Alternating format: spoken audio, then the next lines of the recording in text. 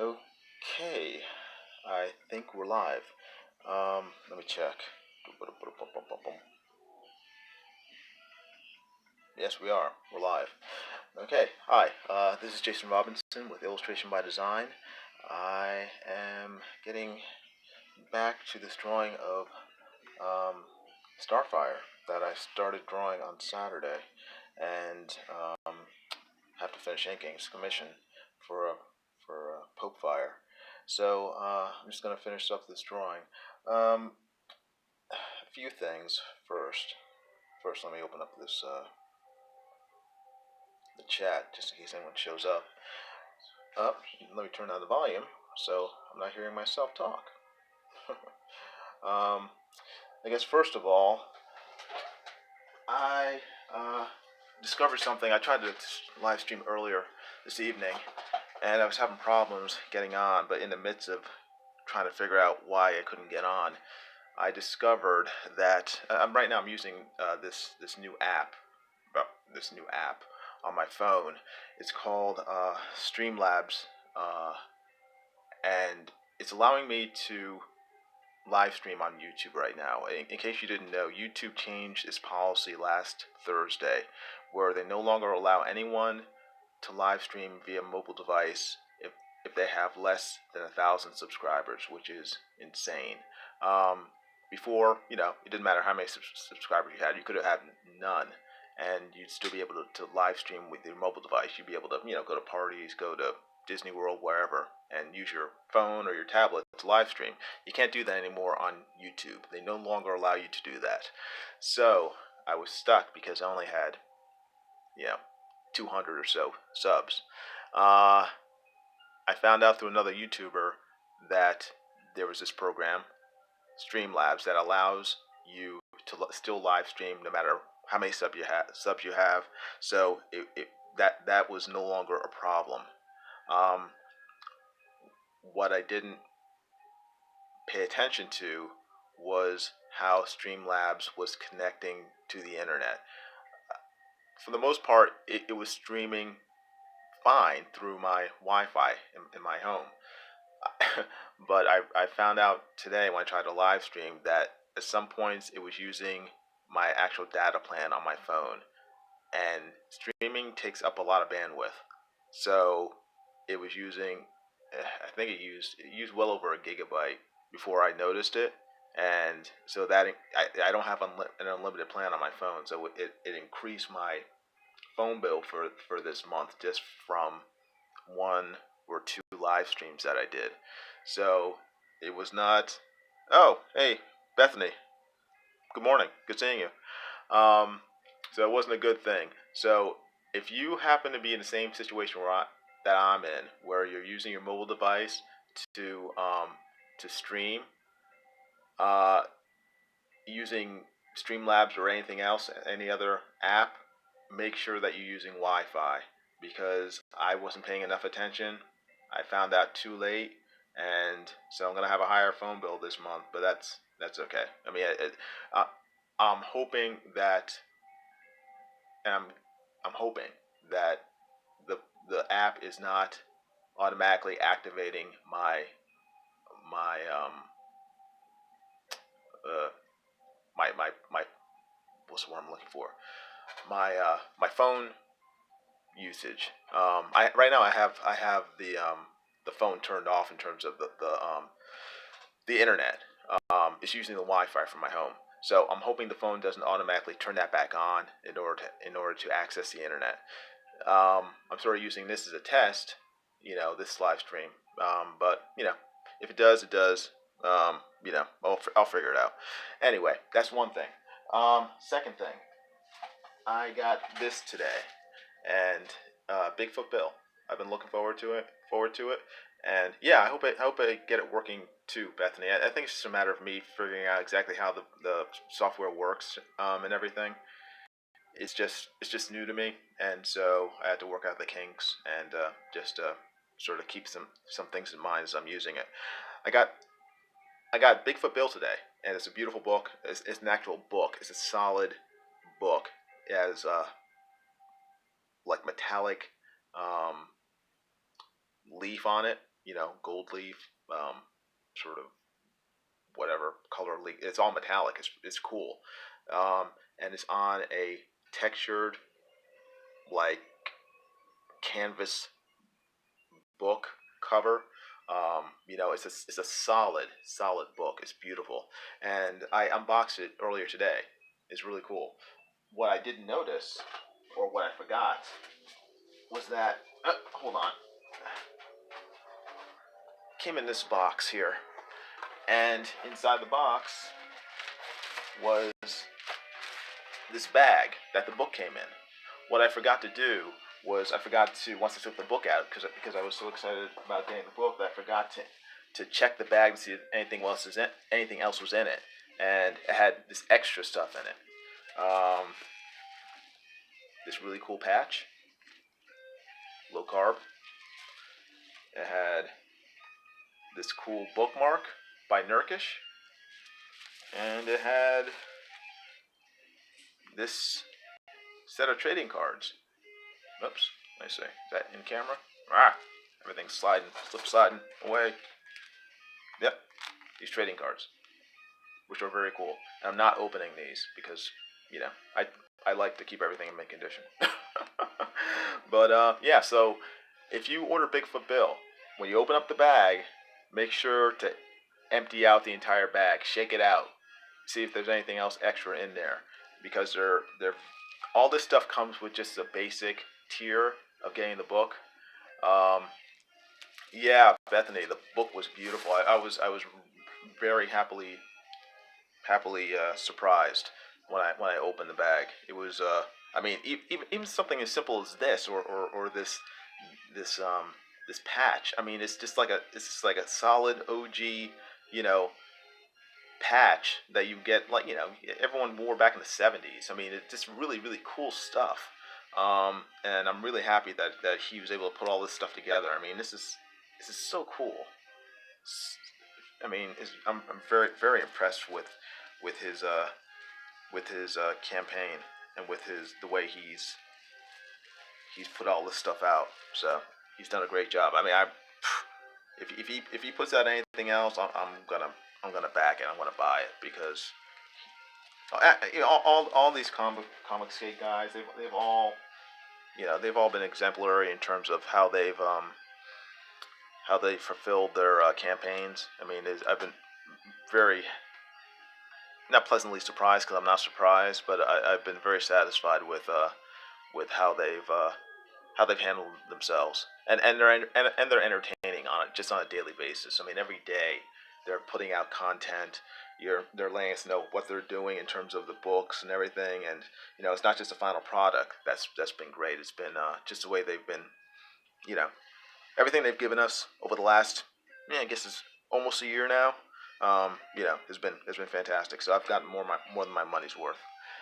So there's that. Also, in case you haven't heard, I am giving away 10 free drawings next Sunday to people who subscribe to this channel, and also subscribe to or follow me on Instagram. So if you haven't already, or if you're listening to this between let's see, what is today? Today the 5th? Or today's no, it's the 9th. Oh, great Scott. It's the 9th. Okay, between today the 9th and April 14th, subscribe to my channel, and then follow me on Instagram. My Instagram handle is at ROBINZSON 13. That's ROBINZSON 13. And I'll put it in the actually, I'll put it in the chat right now. So, but if you guys do that, you'll be in the running to win a free drawing from me, 1 of 10, because I reached 1,000 followers on Instagram, and so that's how I'm sort of celebrating and thanking the people who follow me on Instagram.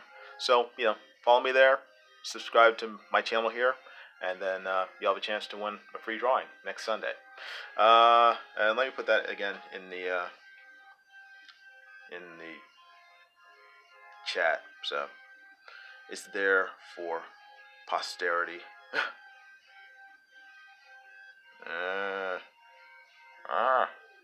Giving me trouble again.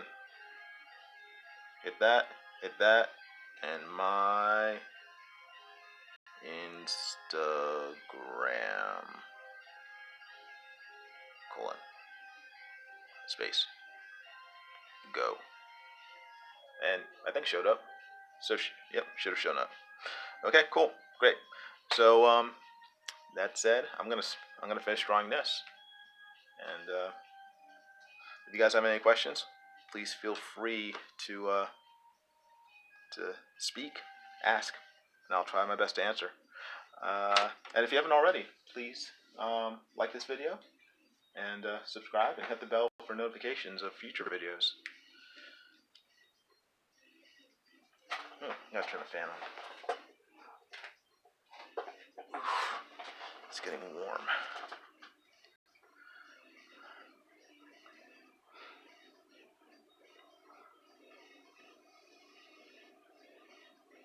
Just make sure you guys can see this.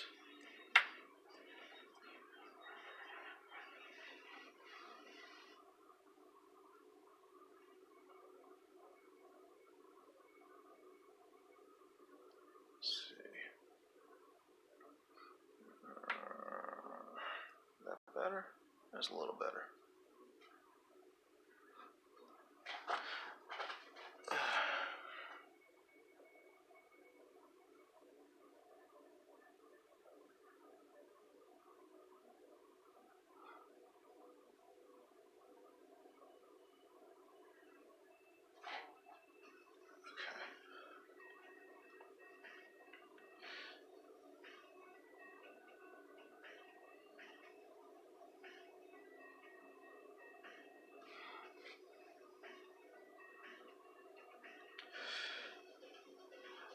Oh, Risey Lee says, that looks bloody awesome. Thank you, Risey. I appreciate it.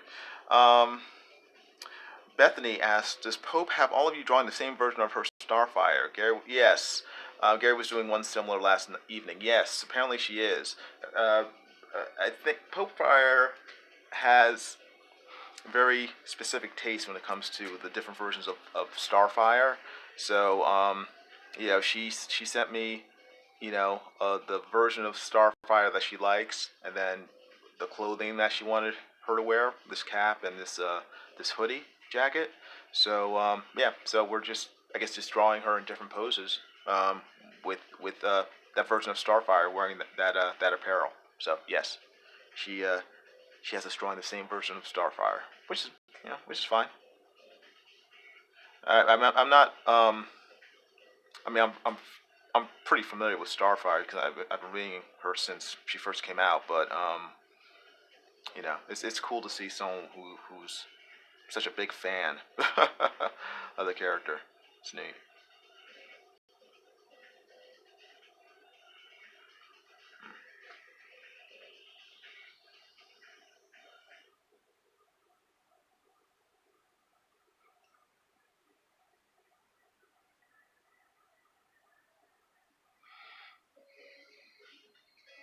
Huh.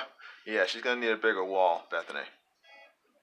Her wall, one of these days her wall's gonna collapse under all the drawings she has pinned to it.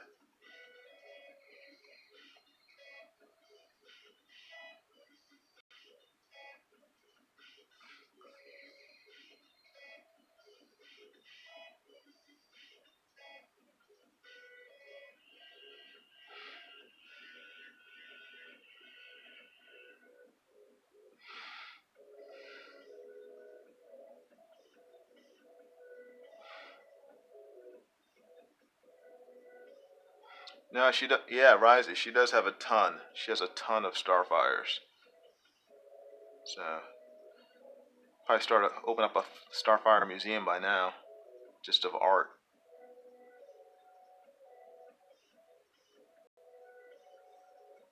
I'm not sure if she's gotten any art from George Perez yet, though. She may have, but I think George Perez recently retired. So hopefully she did. Or I mean, retired from. I'm not sure if he retired from comic book work or retired from conventions as well. Can't remember.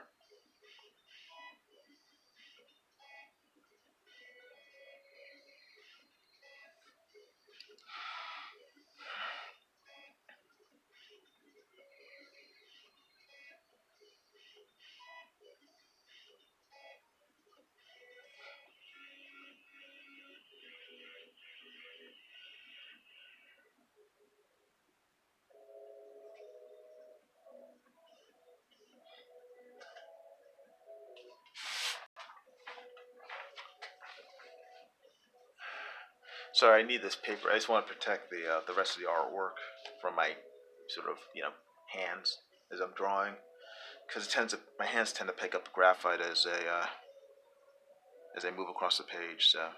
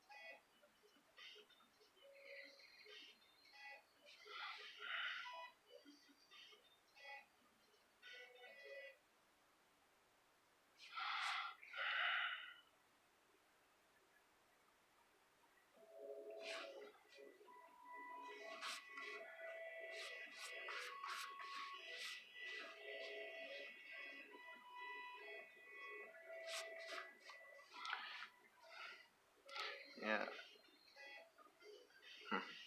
Yeah, you can see I'm sort of turning the drawing around as I'm inking. I'm trying to find the best angle from which to lay down the ink.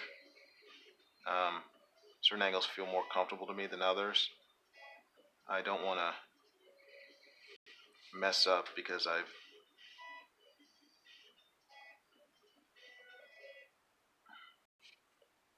drawing awkwardly.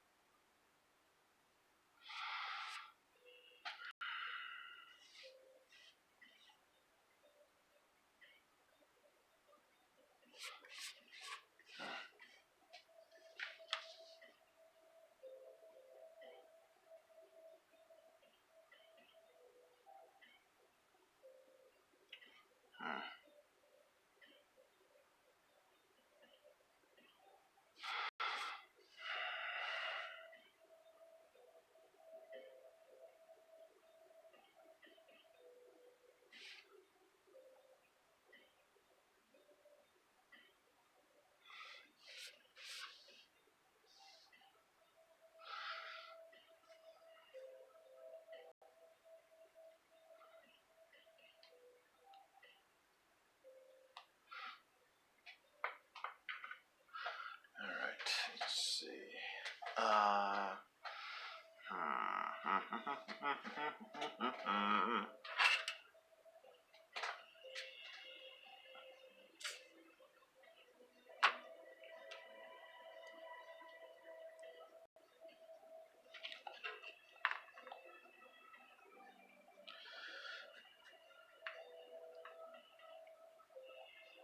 Oh, sorry, you can't see what I'm doing. I'm trying to measure out the box that she's in. So I need my ruler, my trusty ruler. I've had this ruler since college. Actually, most of my stuff I've had since college. I've had this ruler, this drafting ruler since high school. Um, yeah, so I don't get rid of stuff unless it's like actually broken. So half my art supplies are still from when I was a teenager.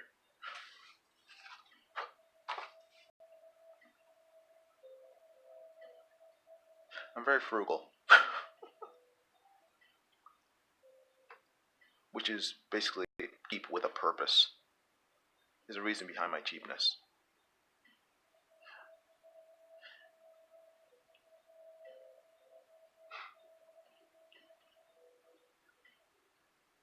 And basically, as a freelancer, you kind of have to be frugal because you never know when your next job's coming in. So you can't, you don't have a regular paycheck.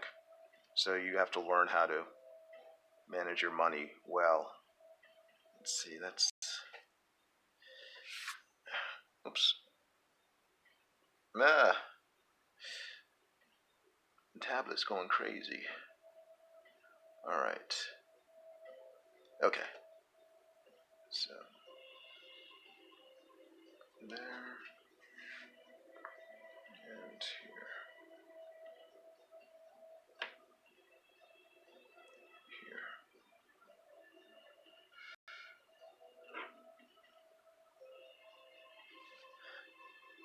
Ryan says, Risey says, I think it's smart to keep all your tools. Yeah, it's just that I don't, my mindset, my philosophy is if it's not broke, don't replace it. I don't like throwing away good things that are still useful to me.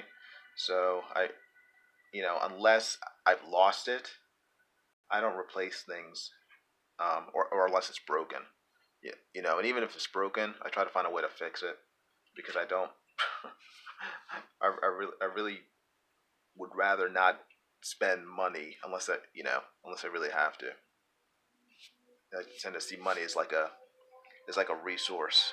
It's like a you know I'm not I'm not nearly you know well off enough to consider money to be something to just sort of toss at stuff. I have to kind of think ahead. What is this? Is that it? That was a whole inch. Okay. All right. So everything from my rulers to my car, you know, I'm keeping it until they fall apart. Yeah, yeah, Bethany. Yeah, I mean rulers are unless they have like big chunks taken out of them that prevent you from drawing straight, or they're actually broken. You know, they should be able to last you know a lifetime pretty much. And this one's just metal, so you know it's gonna last forever. Hopefully. Well, I mean, at least as long as I'm around. So,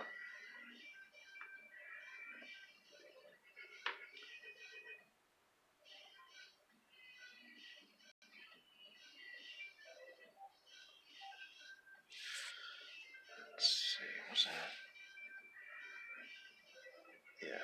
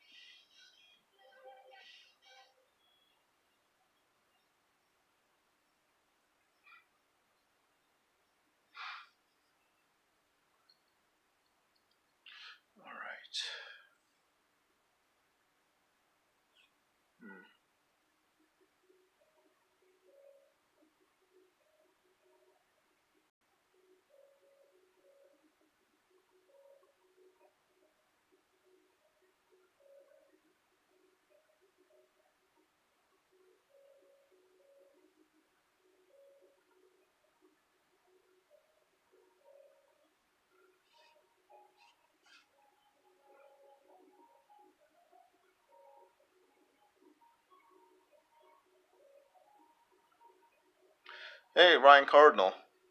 How you doing? Glad you showed up.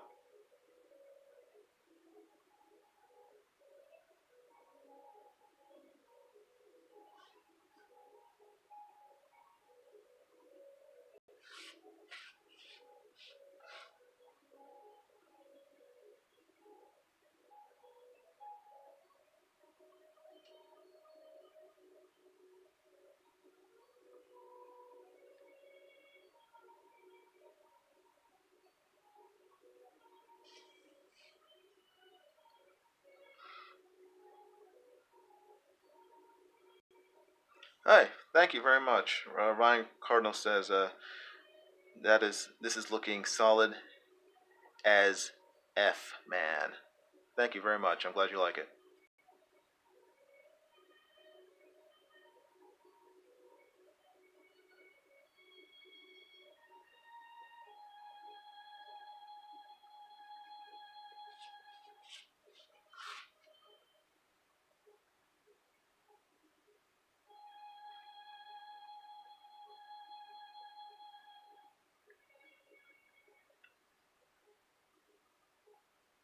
Right now, I'm giving Starfire's energy what I think of as the Walt Simonson treatment. I always liked how Walt Simonson in his Thor books would do these really cool sort of energy effects.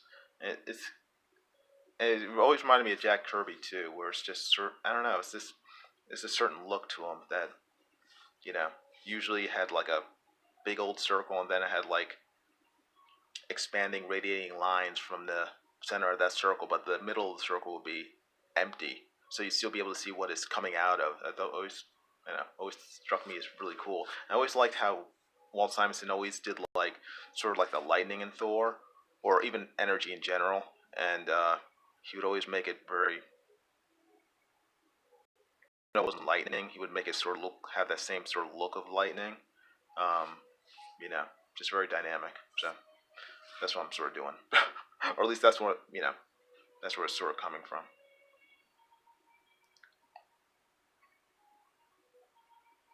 I think Simonson was the first artist whose style I really ever noticed. Maybe was it? Yeah, maybe probably around the exact same time as Jack Kirby is back in the '70s. Um, but no, I my first comic book was well, the first comic book that I remember was a Detective Comics. I can't remember. Was it Detective Comics 442 or 443? Because I bought it since then because it just stuck in my memory. That I mean, Walt Simonson's art. I just remember it was with him and Manhunter, not Martian Manhunter, but just Manhunter. It was a character that Walt Simonson had. He didn't create it. It was a character from the 1940s, but he and Archie Goodwin, who is passed on today. You know, he's deceased, but they took this character Paul Kirk from the 1940s and revamped him for the present day at that time, the 70s, and they gave him a new costume and everything. And this issue of Detective Comics, or I think it was a couple of issues, he and Batman teamed up or came into contact with each other, and Simonson did the art. And the thing I remember most, I didn't remember anything about the plot because I was probably like 4 at the time. But what I remember, I never forgot all those years later, which helped me figure out which issue it was because I remembered so vividly the artwork were the pinups that Simonson had done for that book. In the center of the book, there was one pinup of Batman and one pinup of the Manhunter, and it was just the way he drew those characters, especially Batman. The way he drew Batman's cape and his ears. He drew Batman with these really long, you know, scary looking ears and this big dramatic cape with these huge sweeping folds as it was like sort of blowing around him, and you know for decades I just remember that artwork, and did I do that right? did I mess that up? I don't. Meh. No, no. Okay, I got it. Sorry. um, and so about a year ago, I I tracked down that issue again. I bought it because that the the copy I had had been long gone. I'd probably read it to death. you know, back when I was like 6 or something. So yeah. So that was easily one of the most first comics that made an impression on me in terms of the artwork and in terms of me recognizing an individual artist's style, because his style it was very similar to what it is now, but it was just very distinctive to me. It stood out against every other comic book that I may have been reading at the time. I mean, that comic book, and I think also The Eternals by Jack Kirby. I loved that comic book when I was a kid. So yeah, the comics I tend to collect are ones that I remember from when I was a kid. So that I no longer have because when I was a kid, it's like I didn't care. I just read them and they fell apart, and then I just I get other comics. But it's a big nostalgia factor for me in terms of collecting comics. I don't even really buy that many new comics nowadays. I mean, other than like the Bigfoot Bill, and I buy them, but rarely. That has to be either have to be really good. I've been I think the only mainstream comic I've been buying recently has been oops I keep checking to see if I did something wrong. I'm not sure. Excuse me. Has been uh Doomsday Clock. Is that what's called? Doomsday Clock. It's a Watchmen sort of spin-off in with from DC. And I've been trying to get those. So yeah. Okay. No, I've been okay. I'm doing it right. So I've been buying that, and that's about it. So other than that, it's just been back issues. Just trying to re rediscover, regather up. You know, the comics that I loved as a kid, and just filling in the holes that I love, like the Invaders, uh, and when I was a kid, the old World War II era. It was set in World War II. It wasn't made during World War II, but it was set in the World War II, with Captain America, Bucky, and Namor, and the Human Torch. And I've been trying to get back issues of that because I just love the book. It's really cool. So, and I keep on a lot of these books, you know, because I keep on making movies based on these books. I keep trying to find these books before they make a movie based on it, because like the Eternals, I lucked out. I bought a lot, most of the Eternal books, a few years ago, because just I like the characters, and then they decided to make a movie based on them, and so all the prices for the Eternal back issues have like skyrocketed. The same thing with like Captain Marvel. I used to like Miss Marvel when I was a kid, Ms. Marvel, whatever. Before they screwed her up and turned her into Captain Marvel about 7 years ago. I loved that character. I thought she was really cool. So I had Miss Marvel #1, and then they decided to make a movie about her, and then so all those back issues, you know, jacked up in price, which is good, I guess for me. But it's just in terms of trying to buy them now, you kind of have to wait until all the fur dies down. The same thing with Shazam. I love Shazam. I love Captain Marvel. I hate the fact they call him Shazam now, but I love Captain Marvel. I've always loved that character. I used to watch the old live action TV show when I was a kid. Um, I'm pretty sure Captain Marvel was the very first comic book that I bought. Shazam #1. I bought that when I was a kid, back in '74. Um, and but it was Yeah, you try to find back issues now. You try to buy Shazam #1 from the '70s, and it's crazy. And I could have sworn I had that issue. I mean, since I was a kid, but I've looked and I can't find it. So maybe you know, it just stuck with me so much that I just remember it very clearly. Um, but yeah. So if there's some character that you love, same thing with Luke Cage. If there's some character that you love, some obscure character, from years ago when you were a kid, try to find back issues now before they make some movie based on it and ruin your ability to to buy it, at a reasonable price. Because it's kind of frustrating. When you're trying to find back issues, it's like, oh, I only need Eternals #3, and my collection will be complete. It's like, they're charging how much? Yeah, it kind of stinks.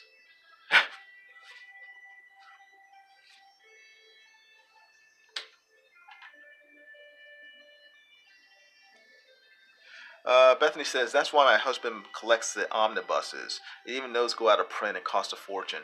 Yeah, I've never really gotten into the omnibuses just because well, I have. I buy like the cheap paperback ones. I've never bought the hardcover ones just because I'm kind of, you know I with with paperbacks, I don't feel a need to keep them in mint condition. I tend to see them as just like reading material, um, and I'm kind of pretty loose with them. With hardcover books, I'm very careful with them, and I treat them with a lot more respect for whatever reason. It's just something mental in my head. So with hardcover omnibuses, I've never really thought about buying them because I knew that all those stories, all those old stories, um, I just wanted to read them for fun, you know. So I would buy things like the Essential Marvels collection, which like Essential Spider-Man or Essential X-Men. They're just basically trade paperbacks. I mean, they're thick. I mean, they're like that thick, but they're they'll have like issues 1 through 20 in black and white of Spider-Man, the Amazing Spider-Man, and so I just buy that and you know just use that for my general reading stuff. Um, but yeah, but those omnibuses they do go up in price, and once they go out of print, you're sort of out of luck. Um, and also I tend to prefer ideally comic books themselves. I like the original books.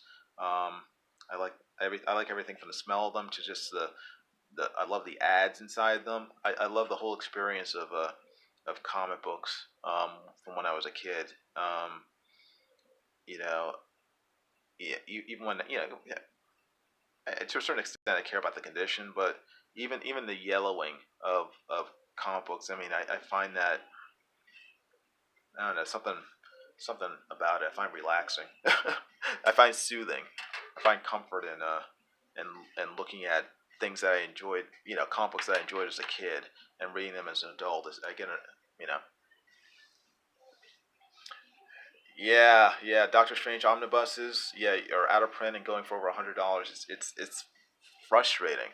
Um, I have some books that I just again I just bought them because I wanted to read them I out of enjoyment, and then I've gone on eBay and looked them up and they're selling for hundreds of dollars, and I'm just like I can't believe it, because they're books on my shelves, they're in fine condition, but I it's like a you never know. It's hard to predict what's going to go up in value and what's not, and you can't really.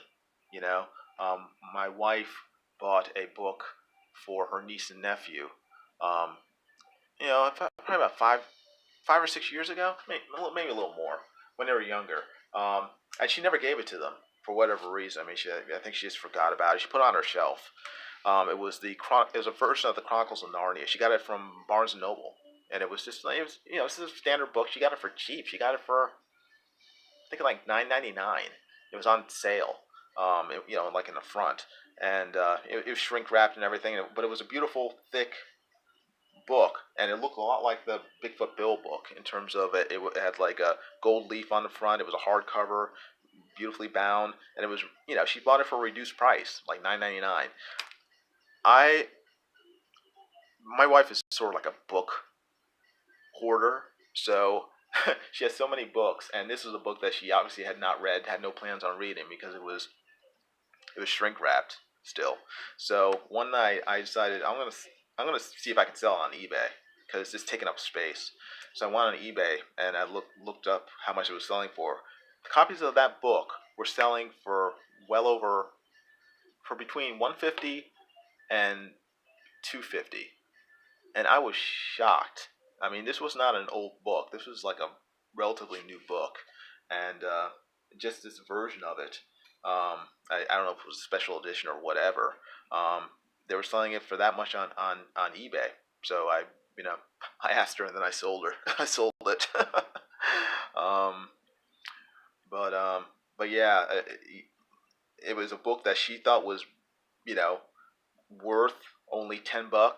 She was planning on giving it to her nieces and nephew, for them to read and do whatever they wanted with, and it just turned out to be valuable. And you never know. So it's like I try not to. I don't beat myself up over trying to figure out whether a book's going to be valuable or not, because you don't know. You have no idea.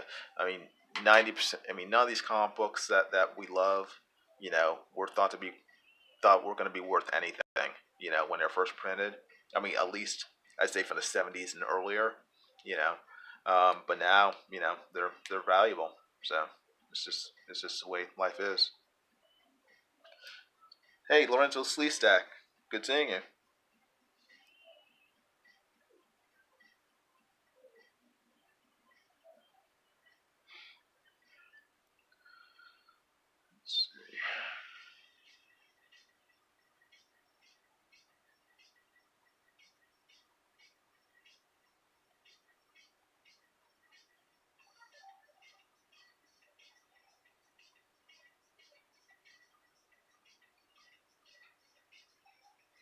Hey, Black Wolf Senpai, how are you?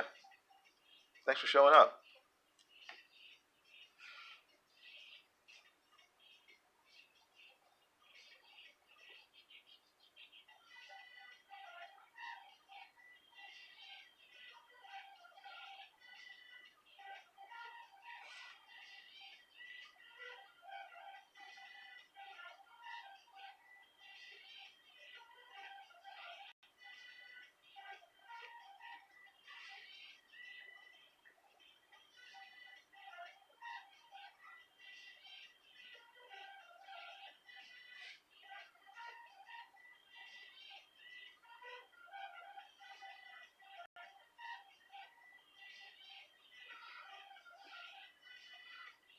Yeah, doing pretty well, thank you. You doing okay, Black Wolf?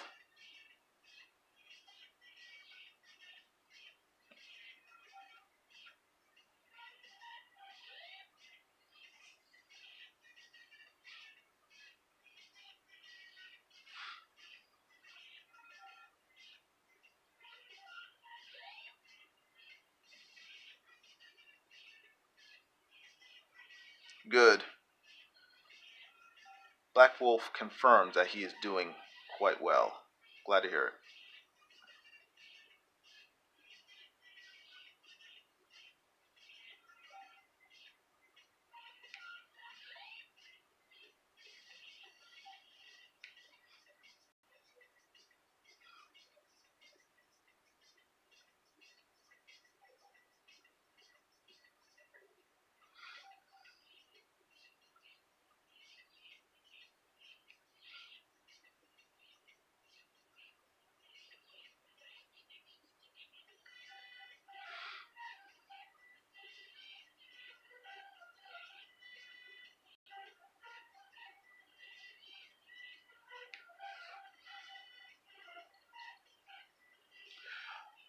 Let's see. Lorenzo Sleestack says people found it entertaining that Starfire has no pants.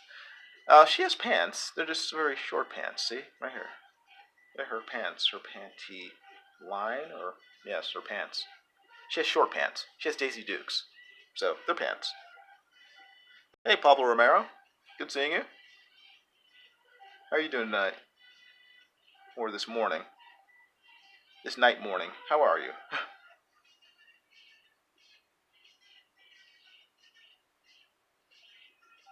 Yeah, I saw before how Pope Fire. What she drew? Was she the one who drew it? But she drew Good Dog Press Manny's Skunk Girl with pants on, with mom pants on, and because she didn't think it was appropriate for her to draw or send Manny a sexy drawing of a sexy girl with you know with just a bikini on. So, which is fine. But I have no such qualms about drawing a superhero or superheroines with bikinis on. That's what their that's what their costume is. I mean, can you imagine Wonder Woman running around with mom pants? That would not be good.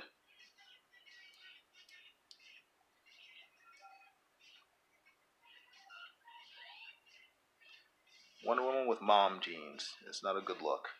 I think they tried that with if you guys have ever seen the Wonder Woman pilot from yeah, it's probably about 4 years ago. I don't think it ever aired, but you can probably find it online, or maybe even YouTube has clips of it. It starred I can't remember her name. She's a famous actress, well, not famous, but she's sort of like a I don't want to say B list, but she kind of is. But she's good. She's entertaining. Um, she was on Agents of Shield. She played Bobby Morse, Mockingbird on Agents of Shield. She was in GI Joe Retaliation. She played Lady J in that. She's been in a bunch of things. She was in the Aquaman um, uh, pilot uh, for the WB. You know, years ago, like maybe about 10 years ago. Anyway, she played Wonder Woman, and she did a decent job. But you know, it, they gave that character her version of Wonder Woman. They gave her um, leggings. She was wearing pants, and it was not. It didn't go over well with fans. She looked good in the costume, and I think, but I think they were trying to decide between giving her pants and just having her in the traditional shorts. And there are pictures of her wearing both, but they went with the leggings, and you know, it was a poor decision.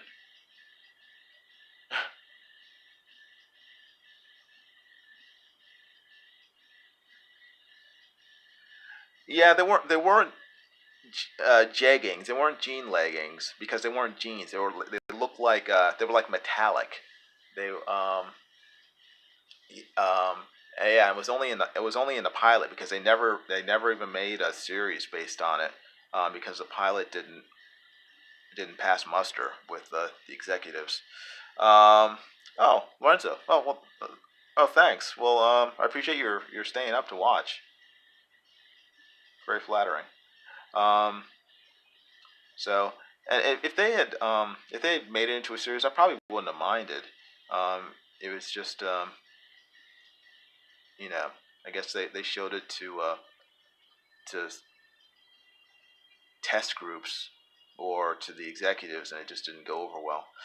The thing that shocked me, the whoops. Hey, Migs, good seeing you. Hello. Um, yeah, yeah, Lorenzo. I'm hoping that I can stay awake a little while longer too. um, I at least want to finish this because I've been slacking on this drawing for a little while now, and Pope Fire needs to get it done. Um, I need to mail it off to her. So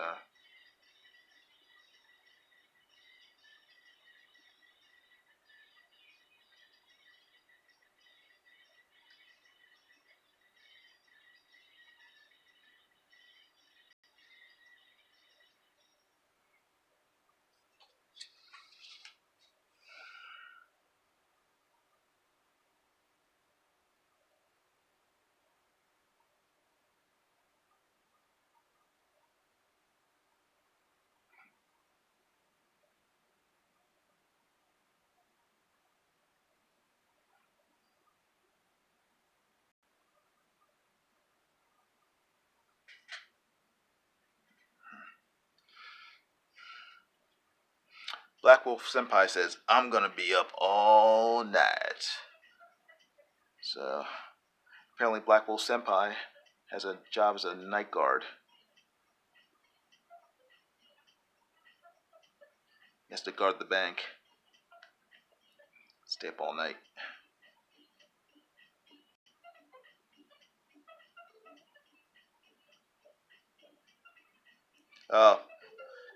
Bethany says, I have an insomnia. I don't sleep. That's a shame. Yeah, I don't have insomnia, but I'm a night owl. So I hate getting up in the morning. And I always have. Ever since grade school, I hated having to wake up at 6 in the morning to go to school. So I think I've made like sort of like a subconscious pact with myself that if I ever, when I grow up, I'm gonna do something that doesn't require me to get up early in the morning. Freelancing allows you to do that, but at the same time, most business gets done during daylight hours, so it's you have to sort of use your common sense when you're a freelancer.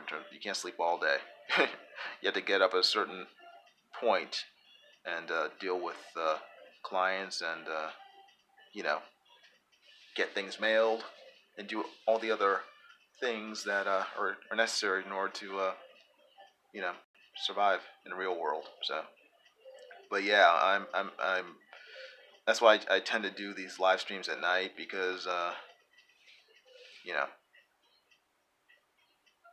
more of a night person, and also it's quieter. My wife's asleep and the phone doesn't ring, so I'm able to focus on what I'm doing and I don't have to worry about emails or anything late at night. So.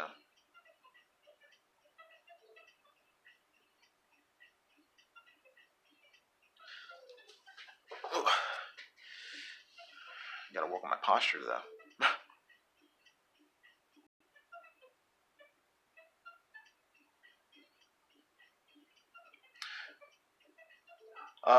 Right.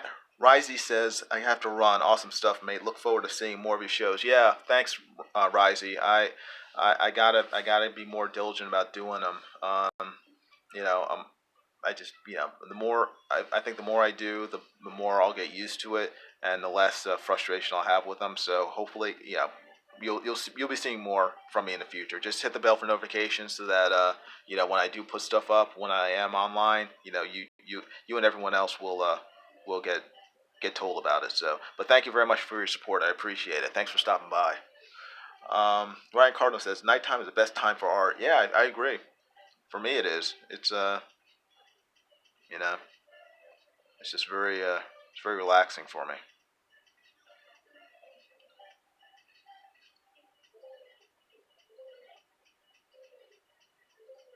Oh, Gary's having another art challenge. Bethany says, true. I should do a better version of my Duck Dodgers for Gary's art challenge. Gary Shipman is a great artist who has been having art challenges the last couple weeks or so. Um, so yeah, but yeah, Risey, you take care. Have a good night. Um, I guess he has another. I guess Gary has a new art challenge. Last week I think it was Spider-Man, and then this week I suppose it's Duck Dodgers. I've never drawn Duck Dodgers. My first job out of college was working for a clothing company that did license artwork for not was it Disney characters?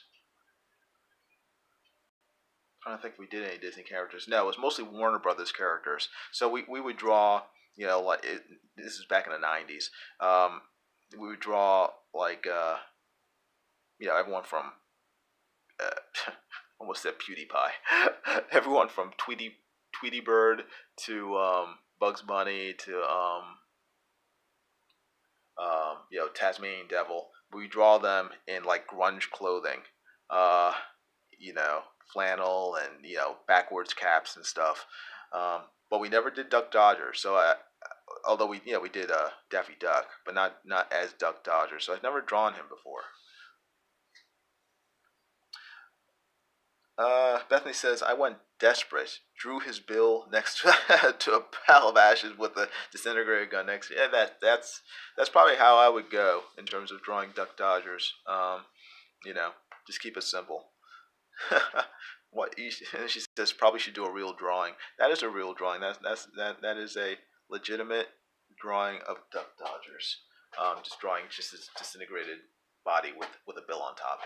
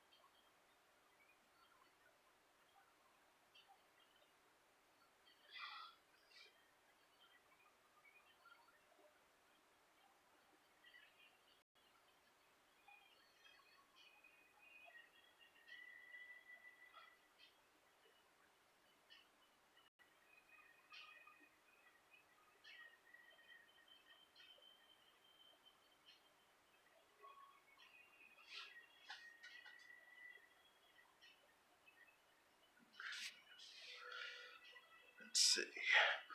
Hold on one sec. I'll be right back.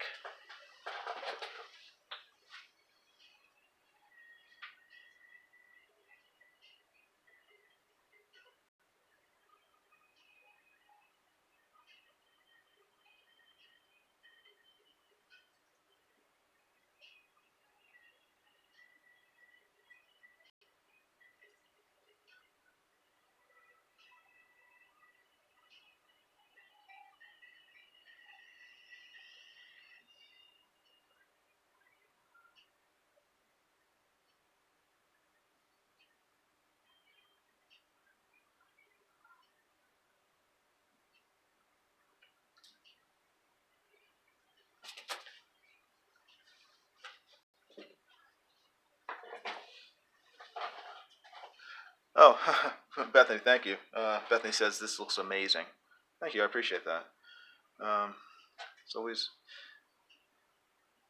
I think the unspoken secret among artists is how nerve-wracking it is to when you're drawing, because you're scared you're gonna mess it up, but it's always tempered by your desire, your need to draw.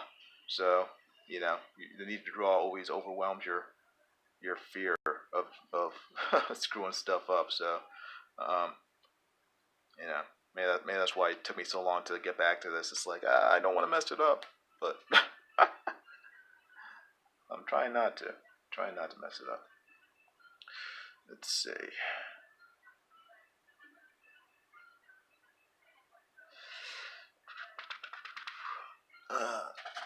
Let me see here.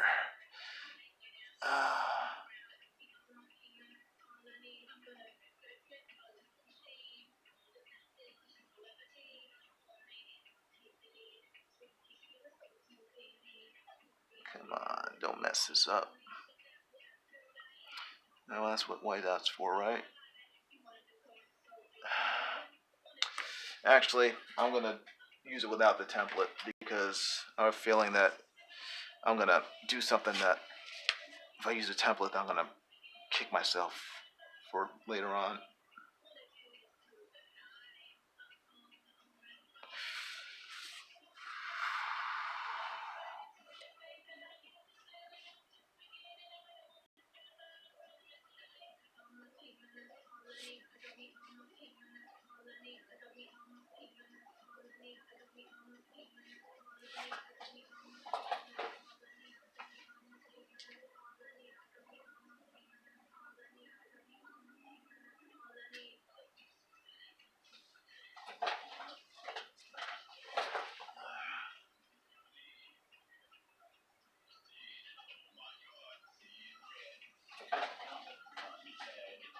Okay.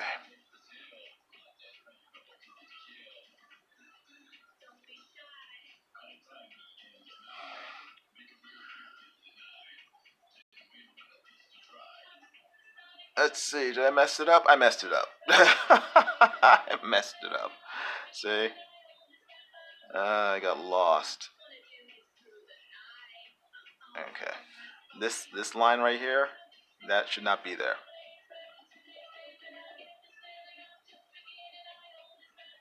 So I will go back and I will white it out.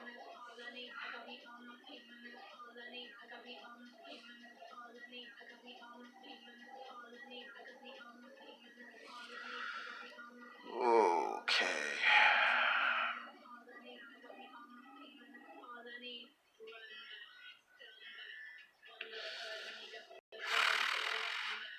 That goes there. Okay, that goes here. It's like putting together a puzzle. I have all these radiating lines. I'm trying to keep track of where that goes there. I think I lost track. Well, it doesn't matter. I'll just fix it like this.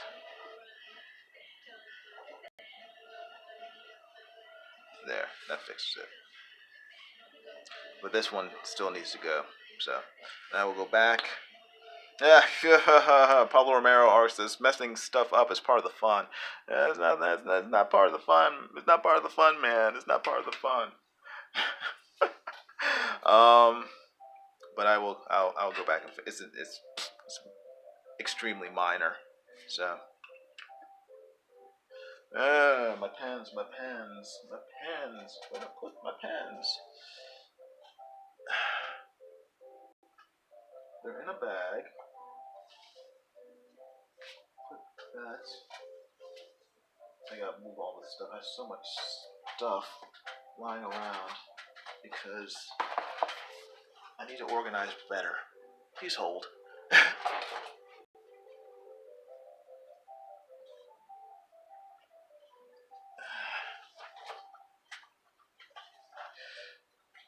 Pablo Romero Art says, what I do is make people think I mess things up on purpose. Yeah, Oh, here they are. I found my pens. They're in a little bag like this.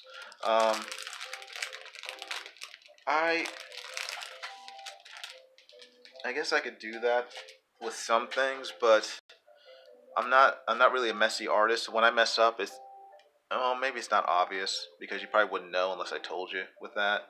But I don't know. I guess so. I get frustrated with myself, so I kind of blurt out when I mess up, so you know. It's like, dang it, I messed up. It's like, oh, dang it, I just told people I messed up. Should have just kept my mouth shut. Can you see? No, you can't see it. Hold on. Actually, let me zoom out. Ooh, oh, that's zooming in. Zoom out? Will it zoom in anymore? No, it won't. Okay. Let me tilt down. Is that good? That's good. Okay. Now you can see stuff. Okay. And is that showing? Yeah. Okay, it's showing. Yeah.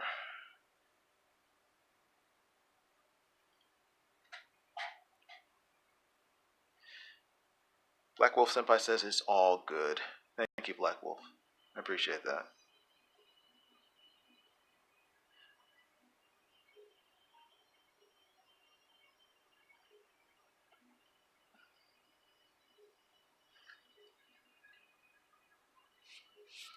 One of the hardest things I had to learn as an inker. Well, now I'm not really. I don't consider myself an inker. I consider myself much more of a penciler. But one of the things I had to learn inking my work is the importance of the difference in line widths. You can tell here, with some of the stuff, like, some of these lines, like her bikini line is thinner than the line of, the contour line on her legs. Before, I would draw everything the same width. I would draw everything like, everything would have the same weight, line weight, as like this line. And I guess over time, just studying other artists, and some artists just use the same line width, and it works fine for them. I think Jeff Darrow does. Yeah, a lot of artists do. But I've learned to appreciate the importance of line width and how it helps um, create the illusion of weight and depth.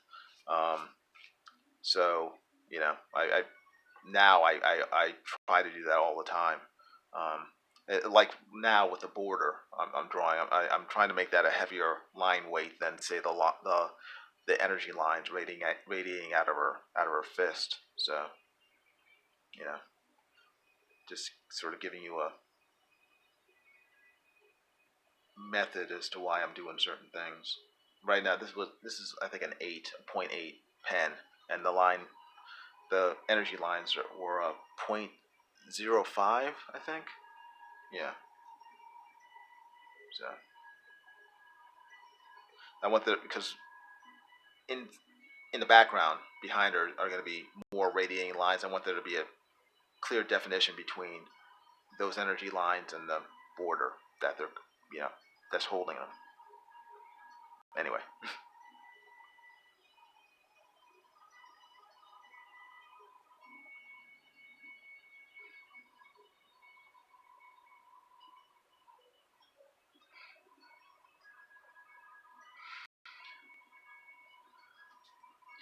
Hey, Ara. Am I pronouncing that right? Ara Galanian. Hello. Thanks for stopping by.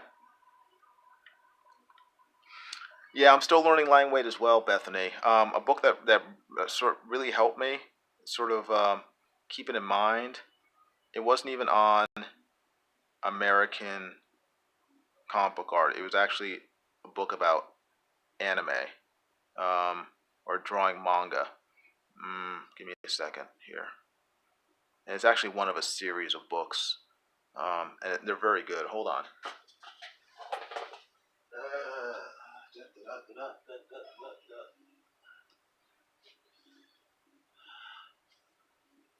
Yeah. It was this series here, How to Draw Manga.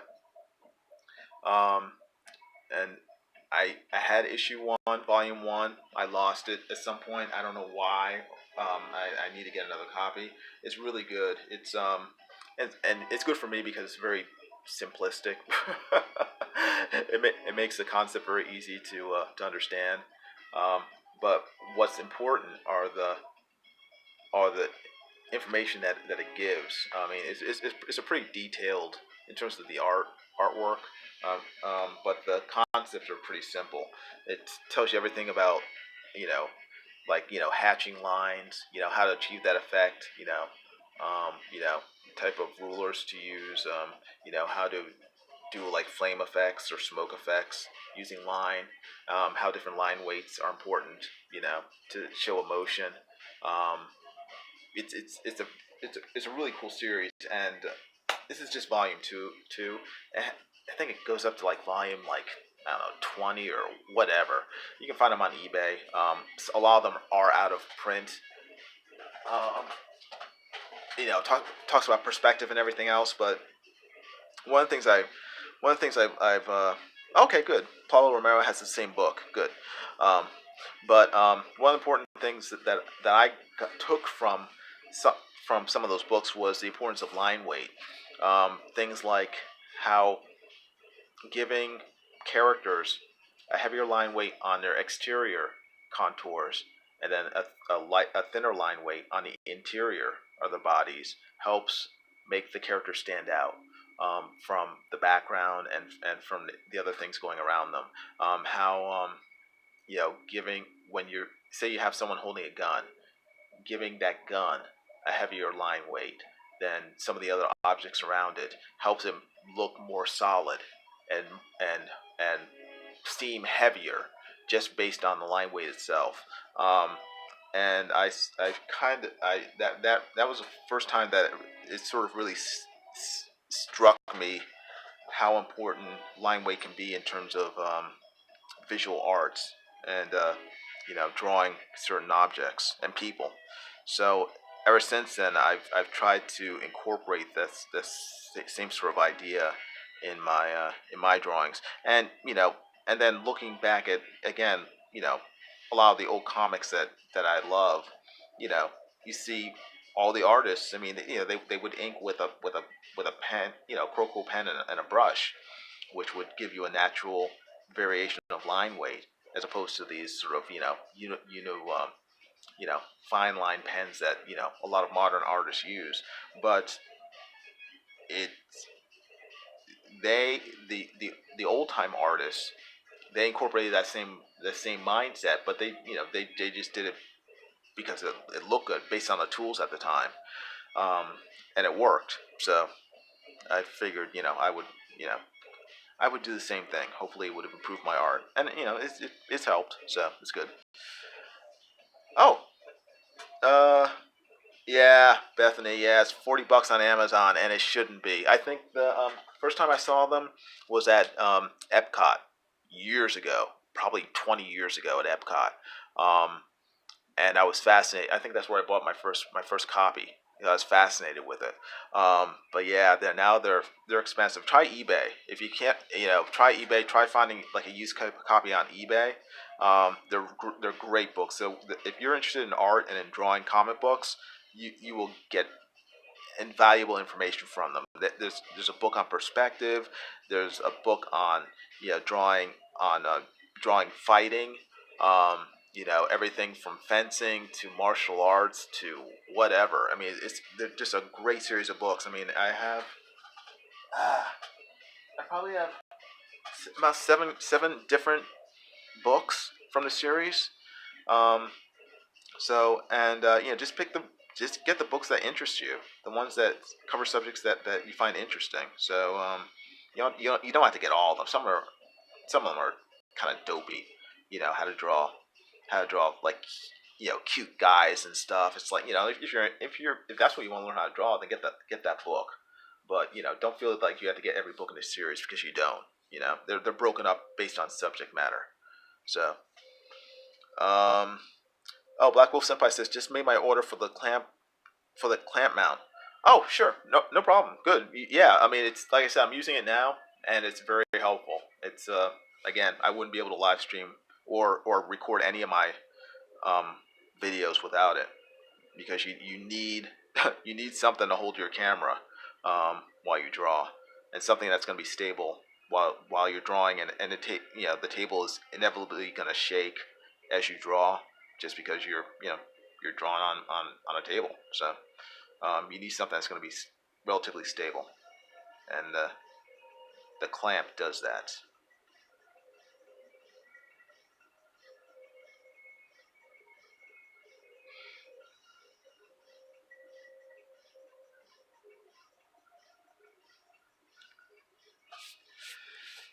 Let's see.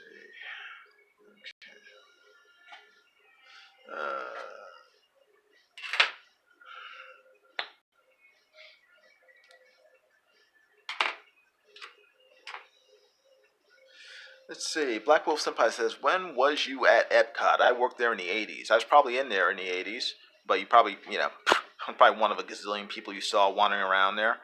I think the first time I went there was, yeah, it had to be in the '80s because, that's when we really went to Disney World and stuff. But I first saw it. It had to be. I first saw those series of books in the Japan section of Epcot in the '90s because it was after. Yeah, I was. I think I went there with my. I think I went there with my college youth group. Um, so yeah, so I'm 90% sure it was in the '90s. But I've been to Epcot before that, with my family. What'd you do at Epcot? Were you like one of the characters, or did they have characters? I guess they have characters for each country at Epcot. So, or maybe you worked in concessions, like in one of the country pavilions or something. I had a bunch of friends who worked at Disney World because you know I grew up in Florida, and I went to college. I went to college in Gainesville, and a lot of my friends had grown up in the Orlando area, so a bunch had worked at Disney.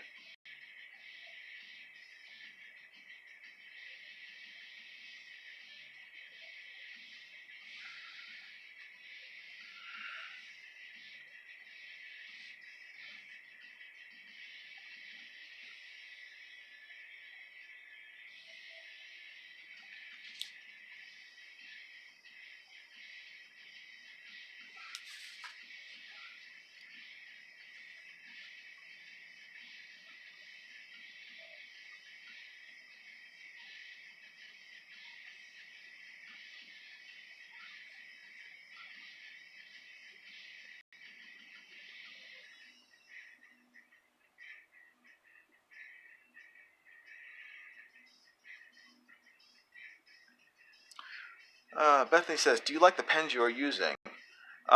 Yes, I do. These are Unipin fine line. Can you see? Unipin fine line. They're water and fade proof pigment inks. If you look at any of my previous videos, you can find a link on Amazon where to buy them. They're really good pens. They're not that expensive. They usually come in packs of 6 or so. What is this? Yeah. So yeah, they're good pens. They last a good while. And because they're cheap enough so that when they run out, I just buy another pack. And actually, I tend to buy them in bulk because I'm the type of person who I don't like running to the store or running onto Amazon every time I run out of something. So, oops, this keeps dropping. I should never have taken it out in the first place. So I tend to buy things in bulk. So if I run out of something, I can just pick up the next pack and start working. Doesn't matter if it's pens, toilet paper, paper towels, whatever. If it's something like that I tend to use a lot, and I tend to go through, a fair amount, I'll buy it in bulk so I don't have to worry about, running out. So, you know, but they're fairly cheap. I mean, I think a pack of 6 costs maybe $11. So they're good. They're good pens. Um, Black Wolf Senpai says Boo was one of. Oh, you were. I guess he's saying he was one of the bus drivers. So at Epcot.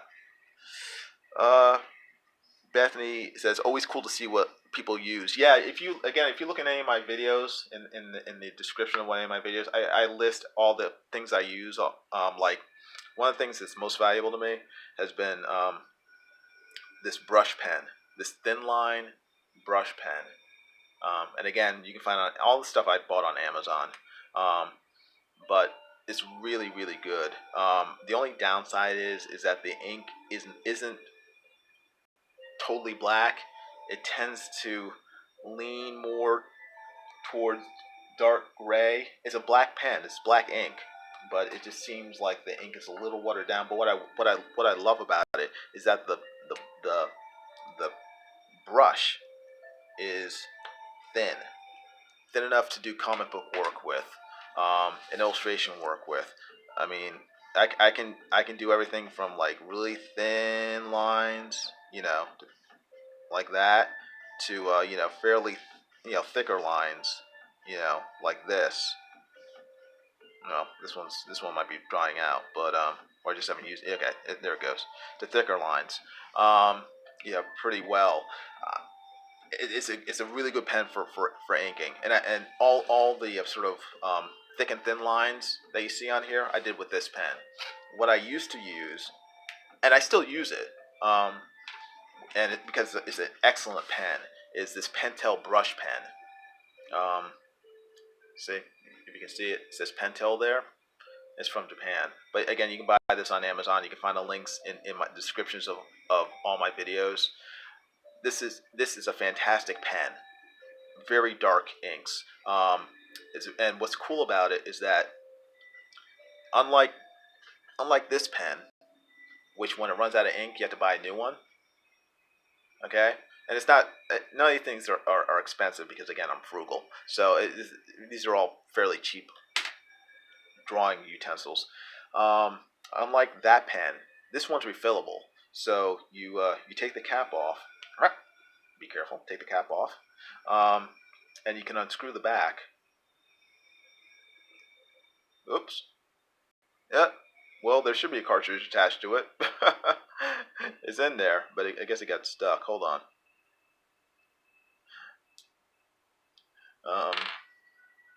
Let's see. If it's got stuck, I may have to like get some tweezers and get it out again. Yeah, I'm gonna have to get some tweezers and get it out again. But there's a cartridge stuck in the back of here. Hold on. Put the cap back on. But this pen is very good. It gives very, very dark ink. The only problem is that it's very difficult to get really thin lines like this one. Okay? I'll try to make a thin line. And you can do it, but it takes a lot of control. And I don't have... I have not gained the control. I haven't practiced enough with it. And all these sort of brush pens, it takes practice. You need to just practice doing strokes with them. It takes a lot of practice to master them. Mike Miller is a master with inking. I think that's what Mike's skill with inks and his speed are the things I admire most about his artwork. I mean, he is a great draftsman, and he's extremely fast, and does work extremely fast, but does it extremely well. I wish I could. I need to acquire that skill. That's a skill that's acquired just through hard experience and long hours of drawing. But this brush pen, these brush pens, both of them, have helped me a lot because I'm not someone. I'm very messy because I'm clumsy. So working with traditional brush and ink, dipping the brush in the ink well and then using it, I would make a mess. So these have been invaluable to me because it's all in one. The ink's in the pen. I just have to draw. It's much cleaner for me. It's much faster, much easier. And the same with this pen. But again, you can find the links to both of them in the descriptions of my videos. Check it out. Buy one. Try it out. I think if you try it out, you'll love it. But if brush pens aren't your thing, then just use these traditional, not really traditional, but these sort of fine liners. They're equally good. So let's see. Oh, Black Wolf Senpai says I just got some of them to try out. I'm not sure if he's talking about the pens or the books, but either one, try them out. You'll like them. Yeah, Aria. Yeah, buying in bulk for me is, I found that it's led to the least frustration for me. There's nothing more frustrating than, you know, getting out of the shower, looking for deodorant and then realizing that you've run out.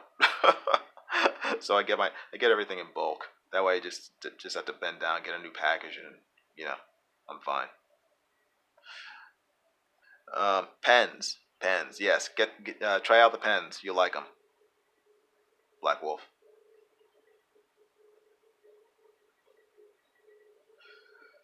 Uh, Eric N. Boyd says, loving the art. I've used the thin line brush pen and I have the Pentel brush pen.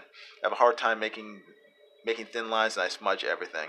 Yeah, that's the only thing. I need to be mindful of that as well when I'm inking.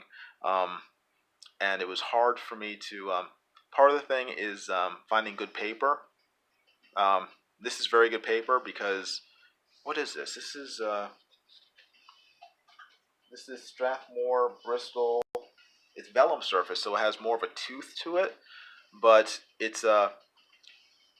I use Strathmore Bristol, and the key to Strathmore Bristol is to get the 400 or 500 series because both of those series are extremely good.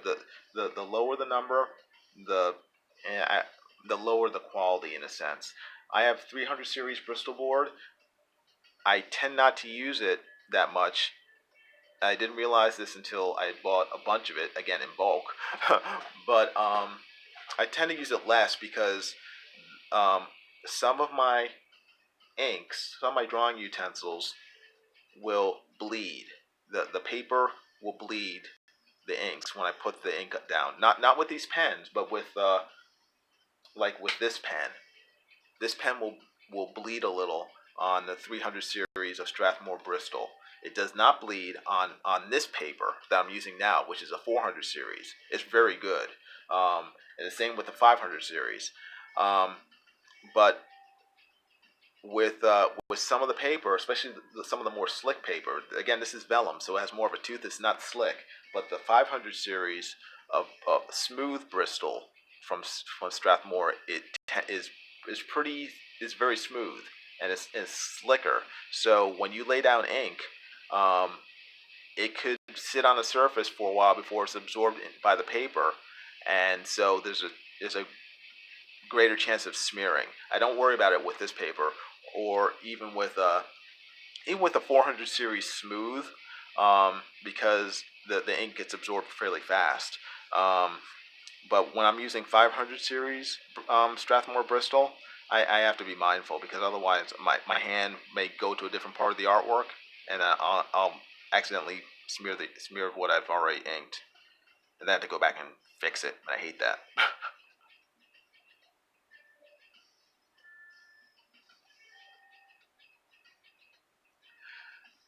Bethany says I have 300. Don't really like it. Yeah. See, try the 400 and the 500 series. I think you will like it. I have had no problems, no issues with it. Just keep in mind that the vellum versions have more of a tooth. So you may like that, you may not like that. I tend to like the smooth more, but again, I'm fine with the vellum. It's really nice to touch. The vellum is just has a very is a very visceral uh, texture to it. I like it. I don't even know if you can see it.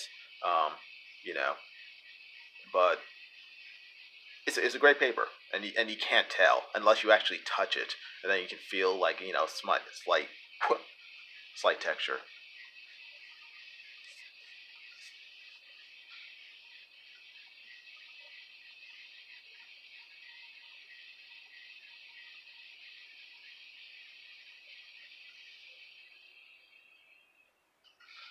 What time is it? Oh, it's 3:35. Let's see. How was my battery holding up? I have to play with musical cables here because my my phone will run out of power, and then my tablet will be at 100%. So I'm like swapping back and forth. Um, hold on. Let me see here. Black Wolf Senpai says, I see you are working with 9 by 12. Do you work on 11 by 17? The only 11 by 17 that I work on is the actual comic book boards.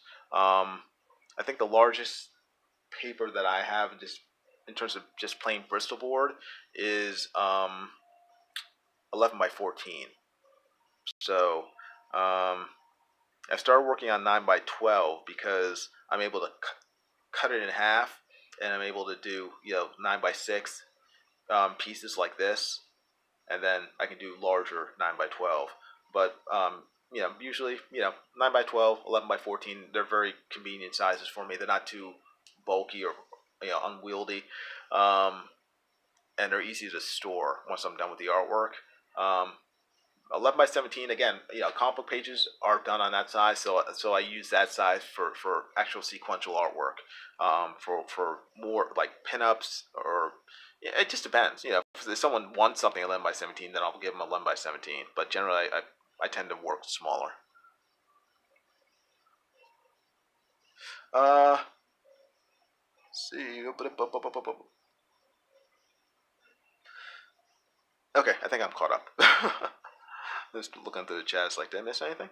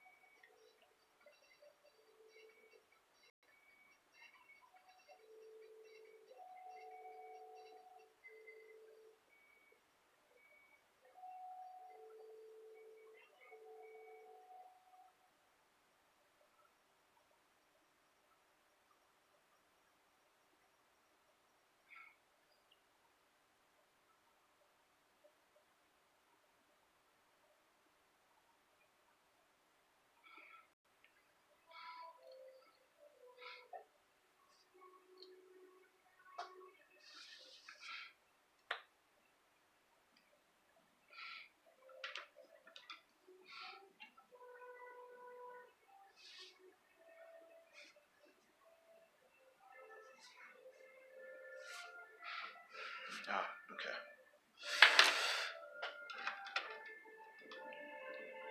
Let's see.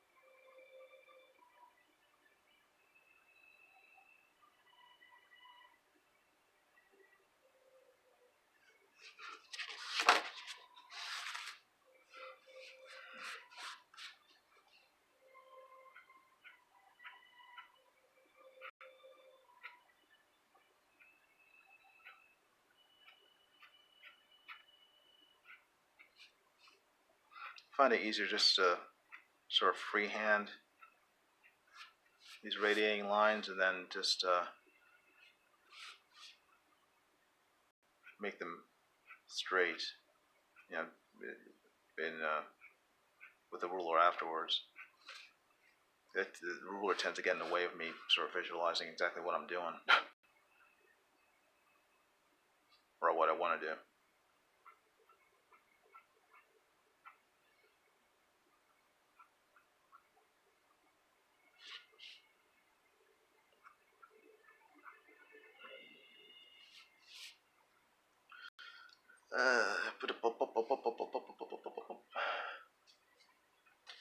Move out the way. Move out the way. Move out the way.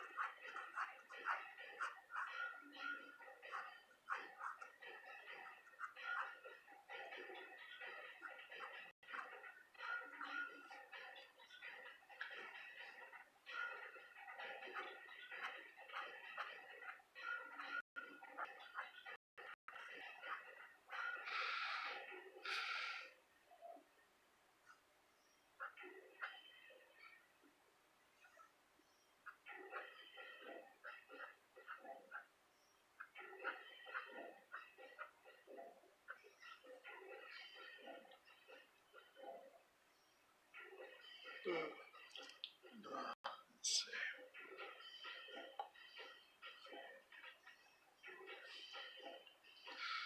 All right.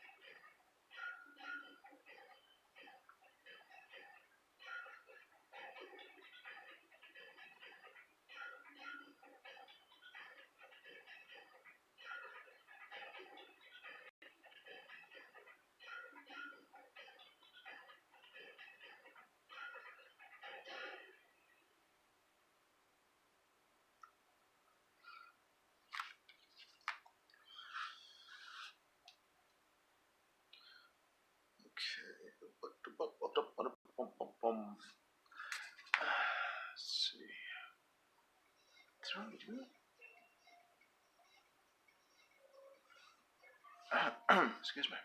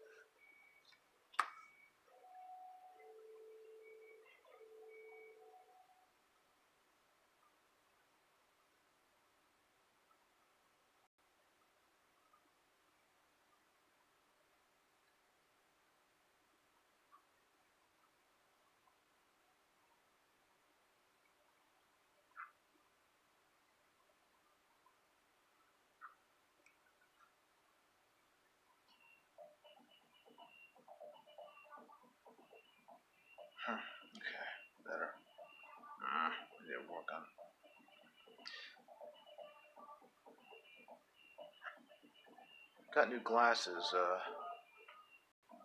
last week for computer use and stuff, and they, unfortunately, I think the prescription's right, but the way the bifocals were made were wrong, so I'm like struggling to see through them properly.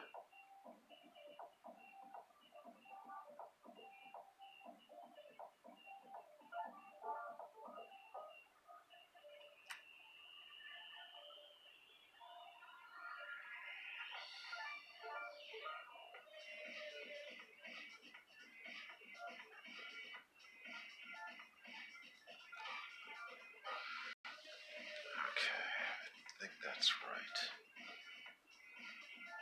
Yeah, that's all. It's all right. All right.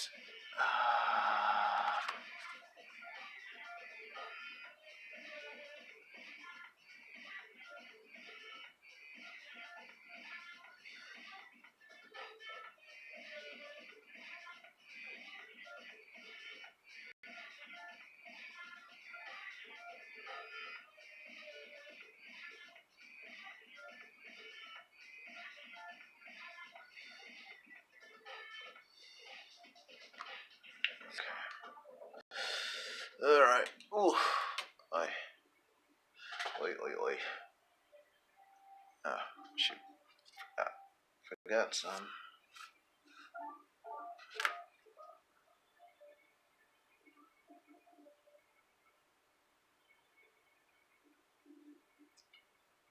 One, two, three. Come on.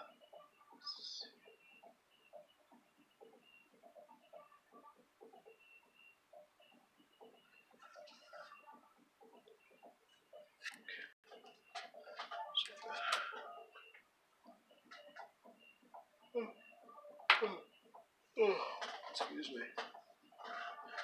Pardon me.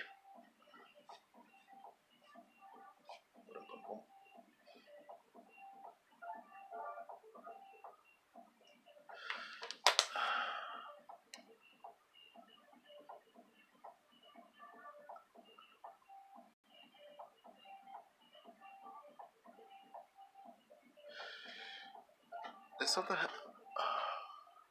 Oh shoot! I've been missing. Oh my gosh! I apologize. I've been missing a lot of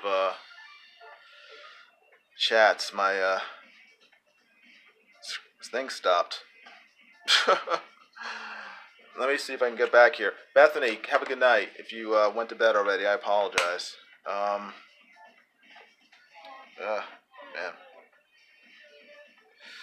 Let's see. Back.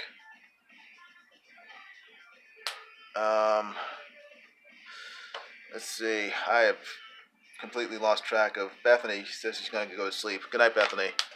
Thank you for stopping by. Thank you for all your time spent watching me. I really appreciate it. Holy mackerel, I missed a lot of... Oh my gosh. Okay, let me try to answer some of these. Yeah, this is the Insomniac stream, Eric. Let's see. Am I going to add color to this piece I'm working on? No, Black Wolf Senpai, I am not. Popefire just wanted a black and white piece, and I tend not to do color commissions just because I find coloring extremely difficult. At least doing it well. I can color, but doing it well or doing it to a point where I'm satisfied with it, it takes me a lot of time. So I'd rather be drawing than coloring, and because coloring takes up so much time for me, I tend not to do them for commissions. I do them for actual work, for actual jobs, sure, but for commissions, no, I don't. In general, if someone really wants it, I'll do it, but it'd probably take longer, and I'd charge more. So that's why I tend not to do it. But afterwards, you know, I might go back and just color for fun on my own.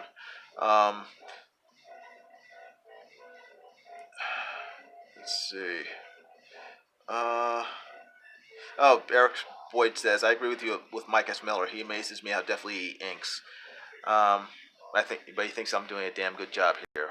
Yeah, thank you, Eric. Yeah, it's going pretty well. It's just that, you know, Mike, again, he does it this well, but he would have been done, you know, hours ago. He would have had this done in half an hour. You know, it takes me a while to get that sort of quality if I even can.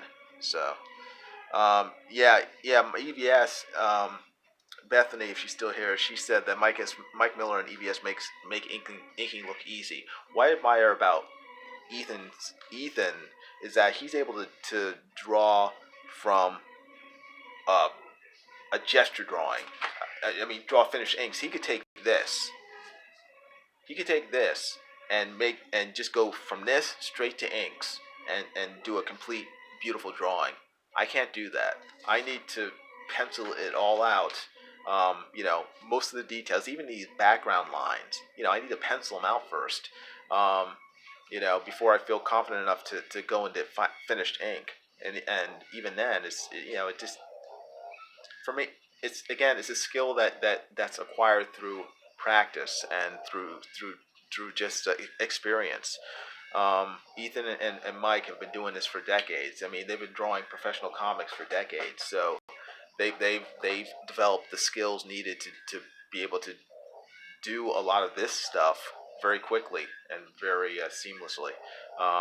You know, and you know, I just need to develop it. You know. Uh, oh, yeah. Okay, I think I caught up with everything. So yeah, again, I apologize for missing all those comments. It's just my tablet is. I may have to get a new one. This one's, how old is this tablet? This tablet is probably 6 years old now. So maybe it's time for a new one. I don't know. It's, you know, yeah.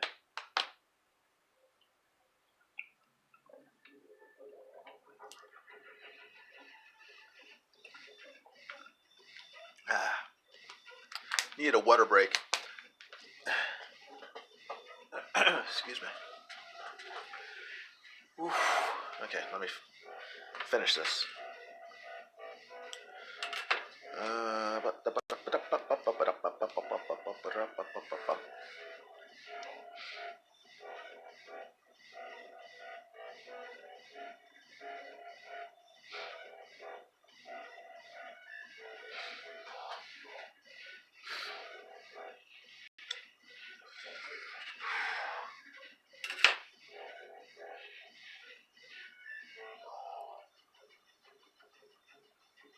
Okay. Okay, cool. I think I'm caught up.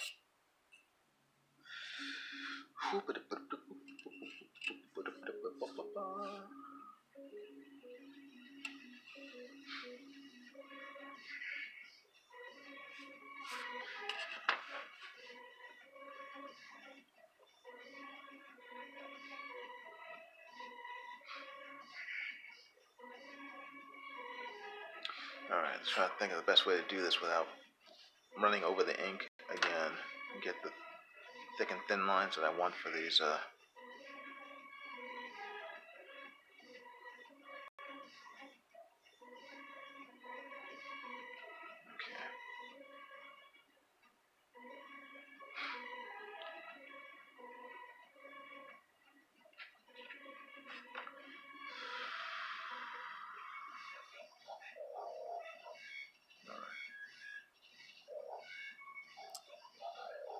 Okay.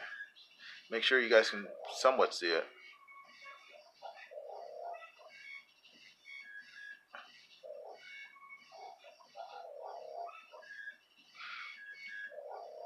Alright.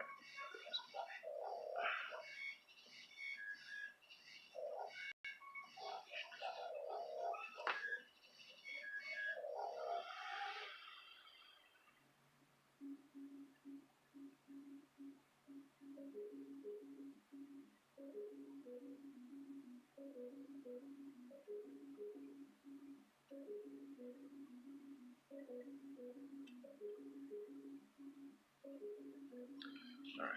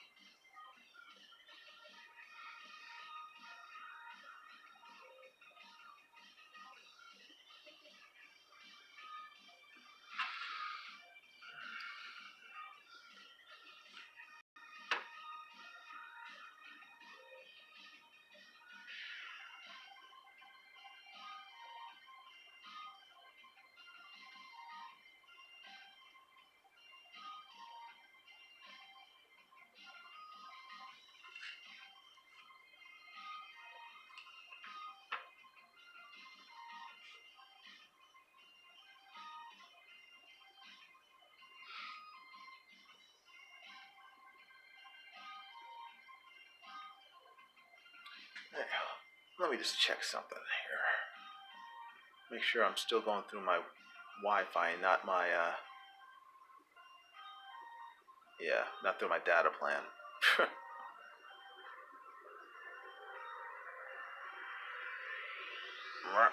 Okay, cool. Good. I do not need a $5,000 cell phone bill next month.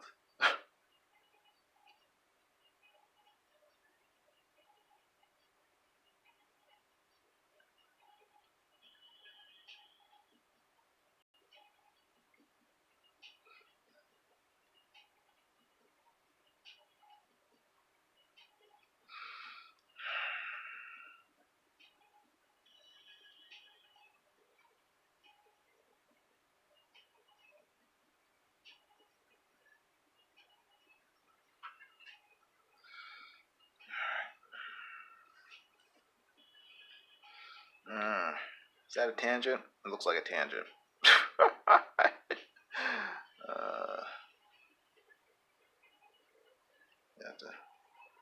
I have to address that.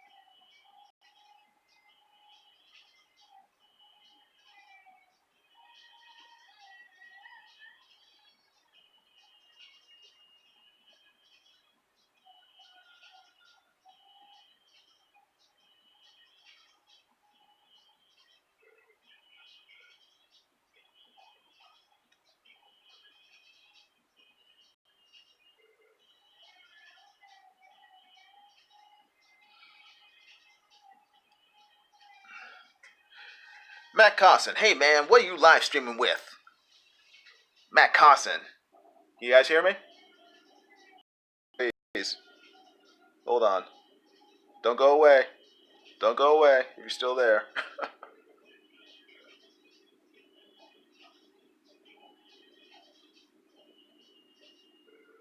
Please hold. I was trying to resolve this, so give me a second. Give me a second. Give me a second. Give me a second. I'm assuming you guys are still there. You can still hear me. And I'm just going to keep talking and try to see if I can see you guys. If you're still there, say something in the chat, please.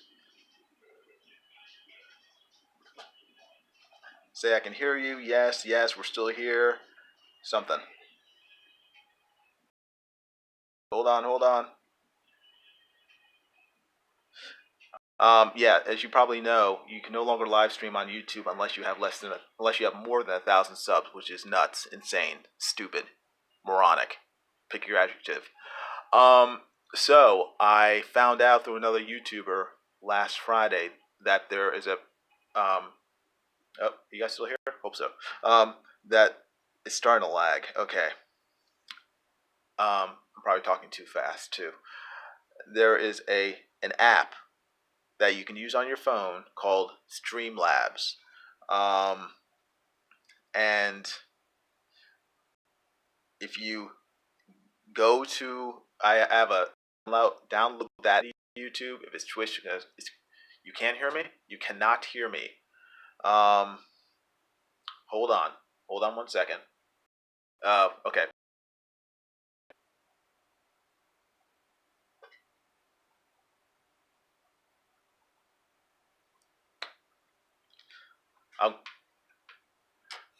You can hear me?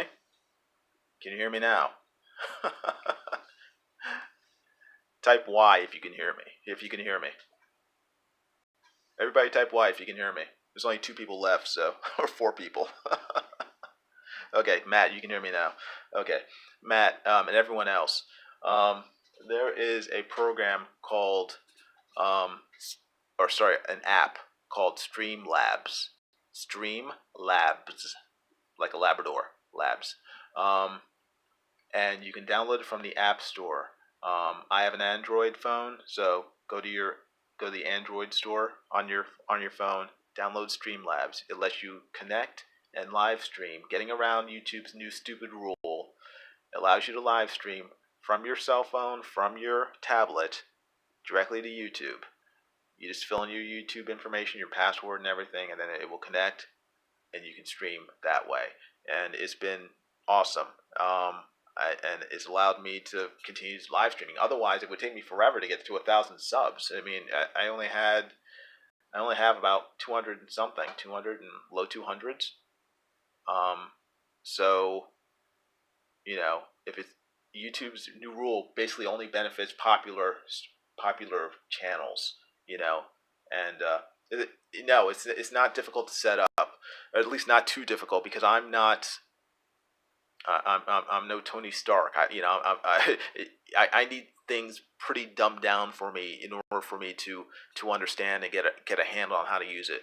I've had to look at a few YouTube videos in order to get a handle on it. Actually, and what I'll probably do sometime this week is make a video myself showing how to use it, like Streamlabs for dummies like me. Because otherwise, you're going to spend a couple hours trying to figure it out on your own. So maybe I'll do that later on in the week once I figure out how to do it.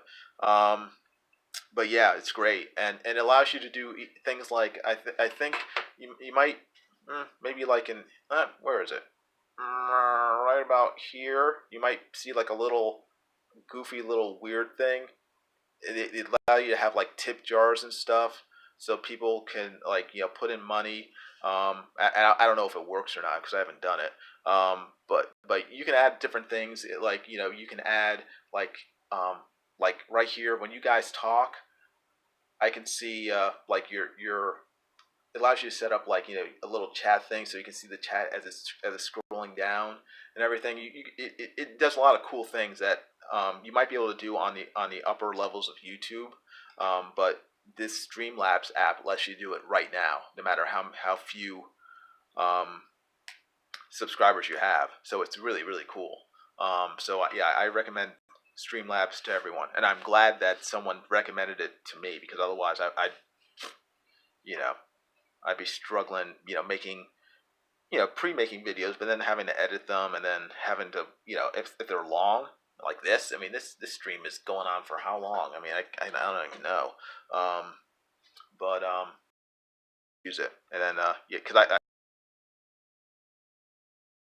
check out Agenda on if you guys can still hear me, if my thing isn't going nuts here. Check out Agenda on Indiegogo. It's a comic book that Matt Costin and uh, James Hudnall, the writer, are working on right now. It looks great. I ordered it. I recommend it to everyone. Matt Costin is a fantastic artist. If you haven't seen his work, check it out.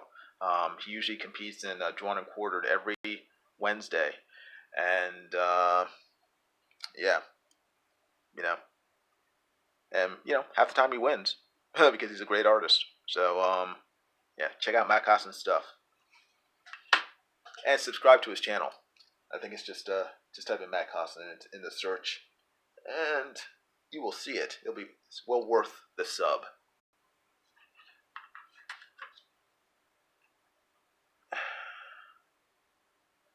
And hopefully you guys can still hear me. If you can still hear me, just type Y.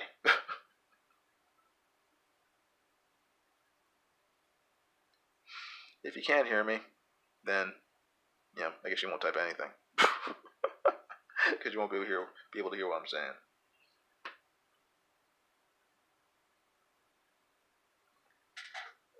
What's going on? Oh, yay! You can still hear me. Yeah, awesome. Thanks, Lorenzo. Appreciate it. What's going on with this? Yes. Okay. Come on, computer. What are you doing?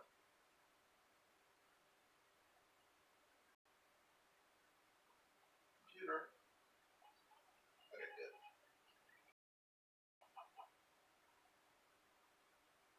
All right. Let's try something else.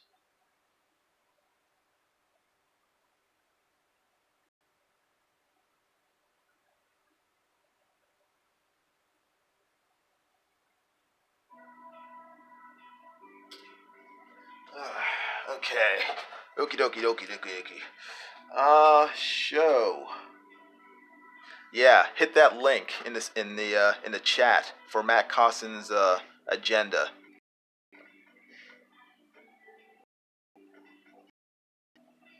Stuff with YouTube's new rules, so you have to kind of help each other out. I'm sure you guys would have done it anyway, but just to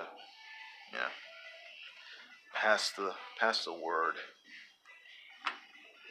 It's like being in YouTube jail for not doing anything wrong.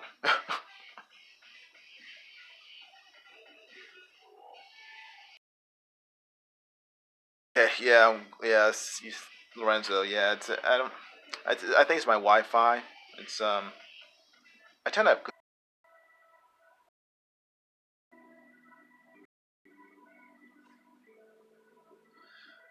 Yeah, Matt. I I think I know why YouTube placed that new rule in. Put that new rule in place, but I think it's dumb. I'm guessing it's because people live stream sort of bad stuff sometimes, but that's probably what 1% of the people using YouTube. Most people are live streaming like their kids' birthday parties and stuff, or you know them you know them at the movies, or them celebrating something, going to Disney World or something. So I don't understand why YouTube thinks it's a good idea to penalize the 99% of people who are using live streaming properly, because 1% of people are being stupid with it. It doesn't make any sense to me. And all it does is encourage people to find a workaround. It doesn't encourage people to stop doing bad stuff. It encourages people to find workarounds. Because YouTube's being YouTube is being a jerk.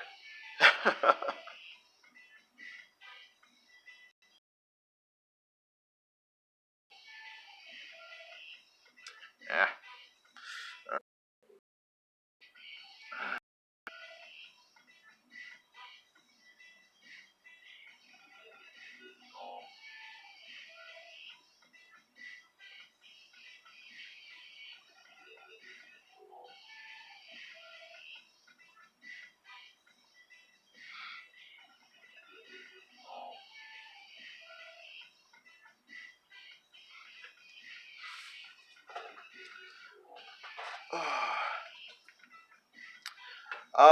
Is the connection worse now that you use Streamlabs versus when you stream directly to YouTube? I cannot say that it is. I tend, I don't know, because I've had problems in the past with YouTube as well in terms of streaming. So I can't say at this point that it's worse.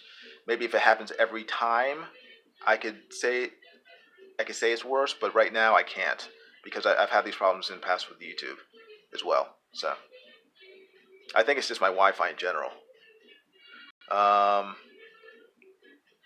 So settings I have for Streamlabs right now. Maybe I have the bit rate too high, and it's maybe I need to set it lower. I don't know. There are probably a lot of factors that play into it, and I'm just not, I'm just ignorant of some of it. So yeah, I can't say one way or the other. Right now, I'm leaning towards it's not Streamlabs. It's just my it's my Wi-Fi in general. So.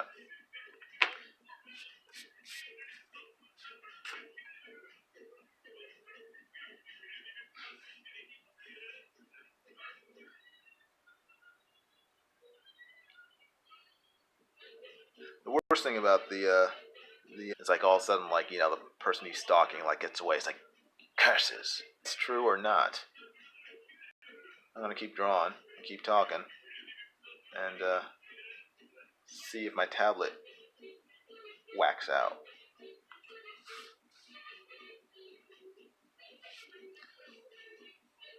No, still going. It seems so. I'm gonna.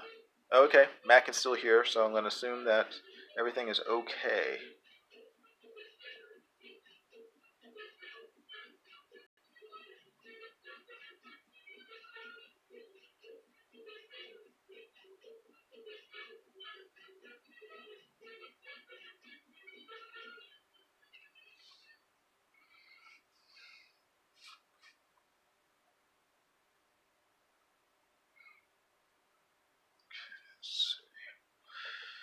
Let's start up here.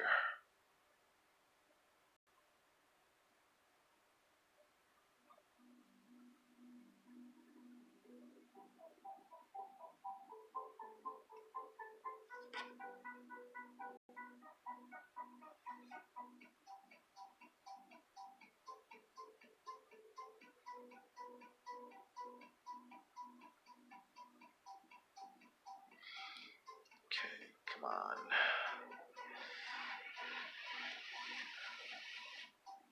Okay, that was a tangent. Don't tell anyone, Matt. Don't tell John Malin. Don't snitch on me. No snitching.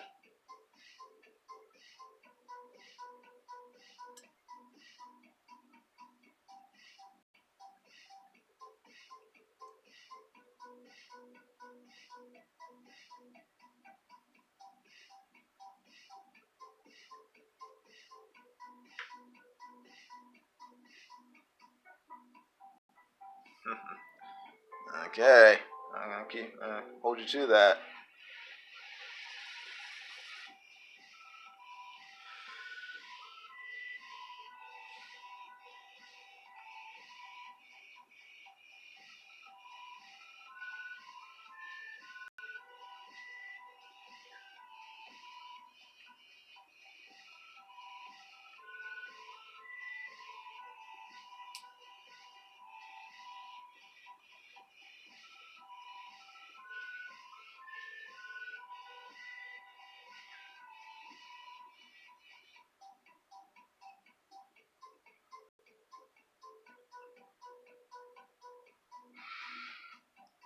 Yeah, exactly. Snitches get stitches and end up in ditches. So.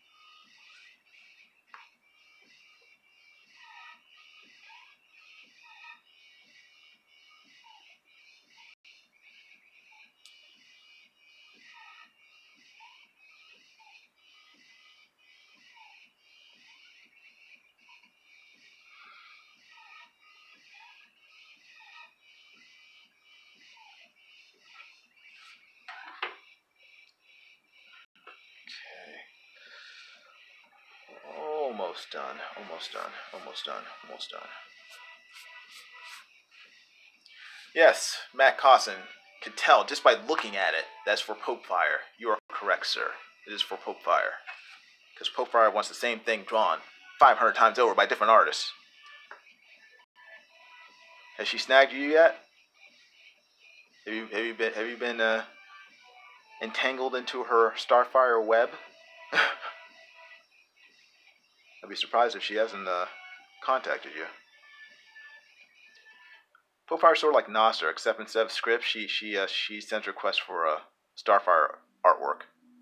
Not yet. Okay, don't worry, she will. It's only a matter of time. I'll send her your way.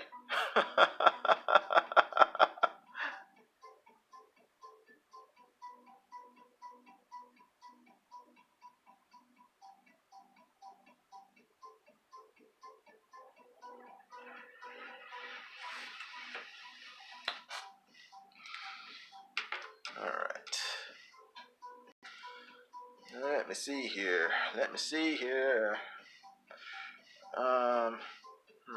Okay, I can erase that.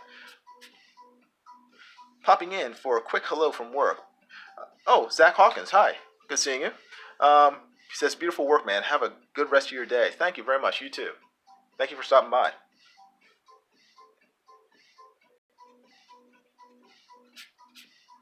That's the fun part, the erasing all the pencil lines. I realize I still have to do the Nightwing logo on her hat. I have not forgotten that. And I still have some more inking to do, but I like erasing and seeing what it looks like without all my pencil lines sort of busying up the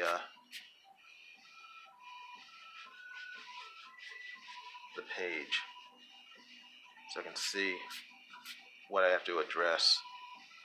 Helps me to get a clear idea of what needs to be worked on and stuff. A lot of times the pencils tend to fool me when I'm looking at it. It makes me think that there's more going on in the artwork than there actually is, because the pencils are still there to give it form. I need to erase them in order to get a clear idea of what the art actually looks like.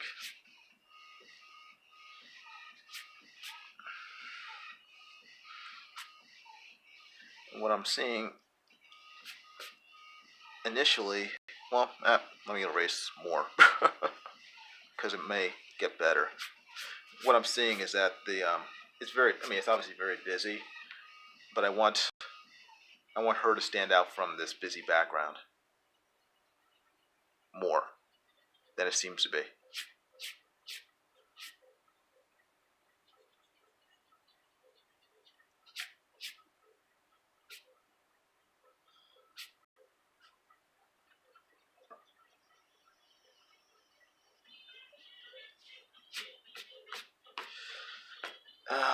I'm trying not to mess this up.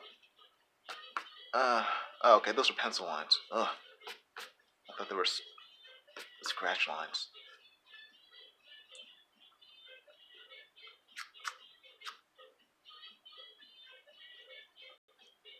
Yes, pencil lines. Erase, erase, erase, erase, erase. Hey, the art of ride. Ride? Read? The art of ride. Read. Ride. I'm going to say ride. Hello. Thanks for stopping by. How are you? Hope you're having a good evening. Good morning. Yes, morning now. It's 4:30. Yeesh.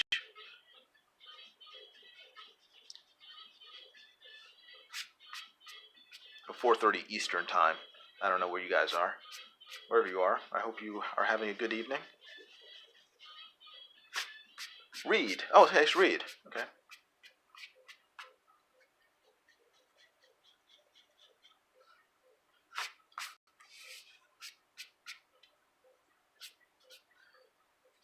And I'm assuming Wiley is Reed. Because Matt Costin said hello to him.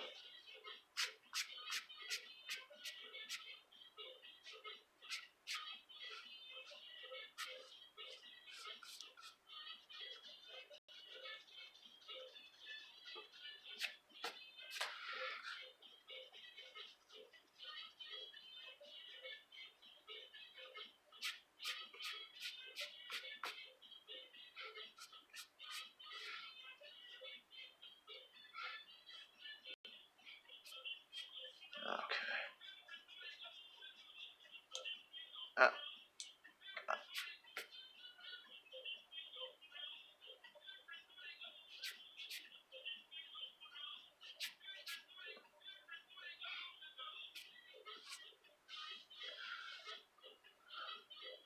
Okay. I got a better idea of what I need to do.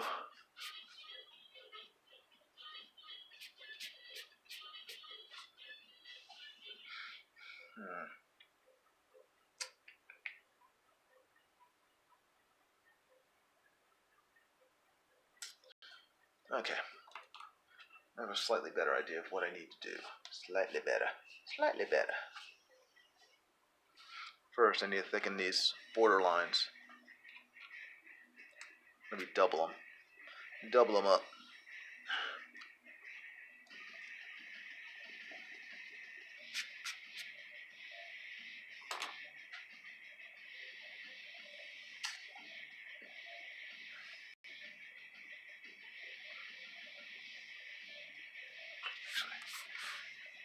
Be better doing this way. Okay, this way. Nope. Again, finding the right angle to ink is tricky.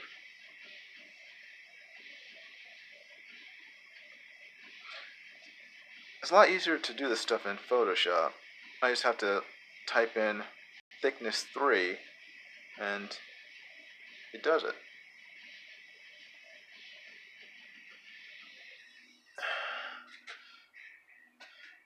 Hey, thanks, Matt. Glad you like it.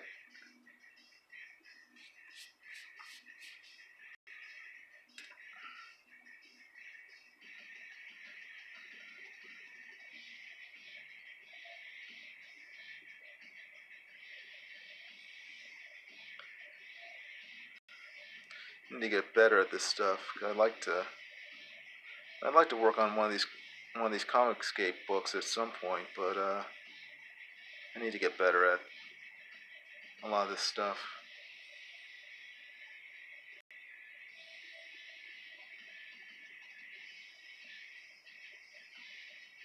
because drawing pinups is a lot different than doing sequentials, as you well know.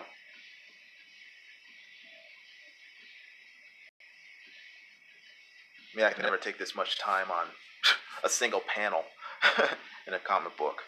You know, you have to draw fast and well. So that is the key. Find the happy medium between speed and quality.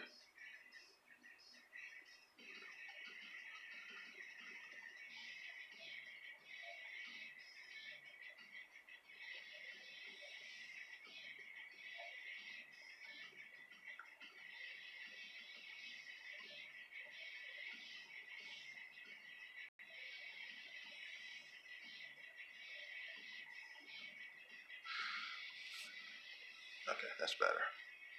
That is better. That is better.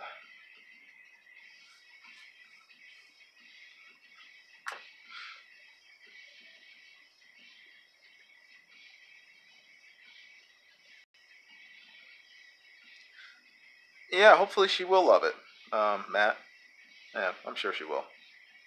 She's Profire is very easygoing, so um, so she's a cool person.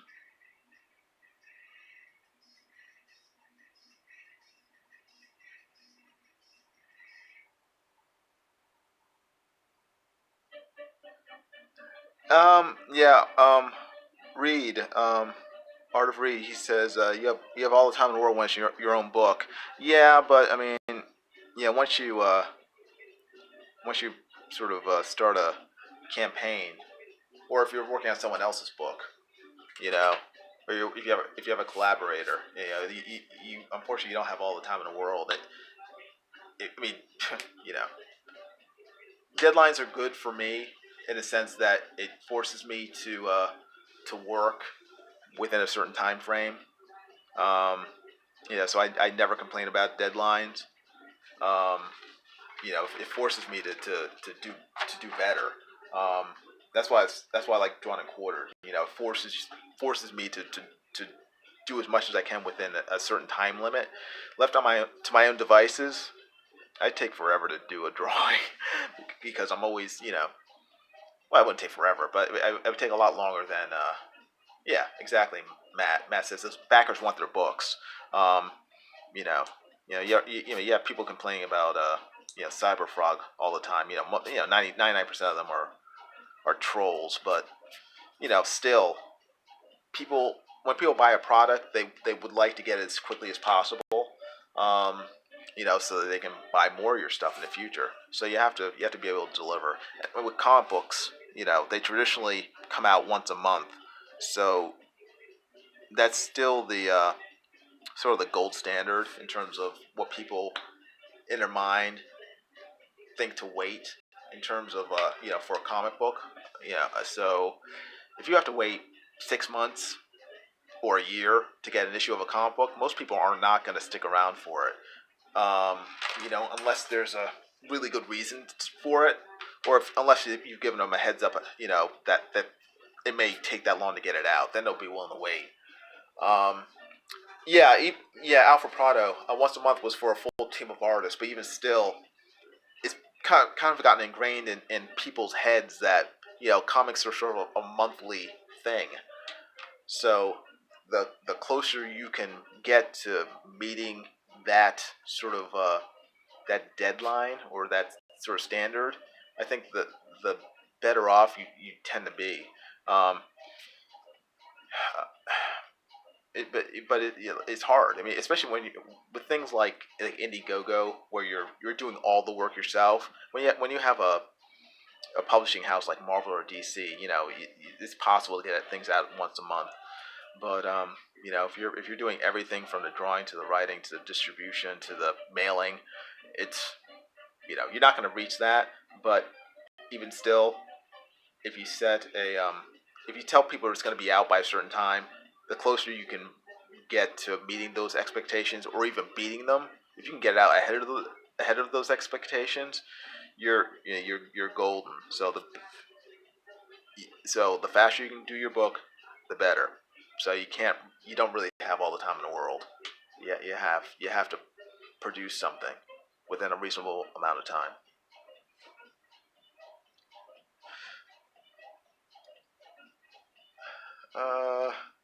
Let's see. I need to look at the reference for this hat again. Sorry, I'm sort of flipping through. Oh, nope, that's not it. I'm trying to flip through the reference that Popefire sent me for this stuff. Messenger. Okay. Let's see.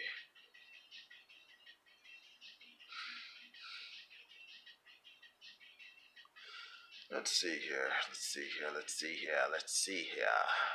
Scroll, scroll, scroll. Scroll, scroll, scroll.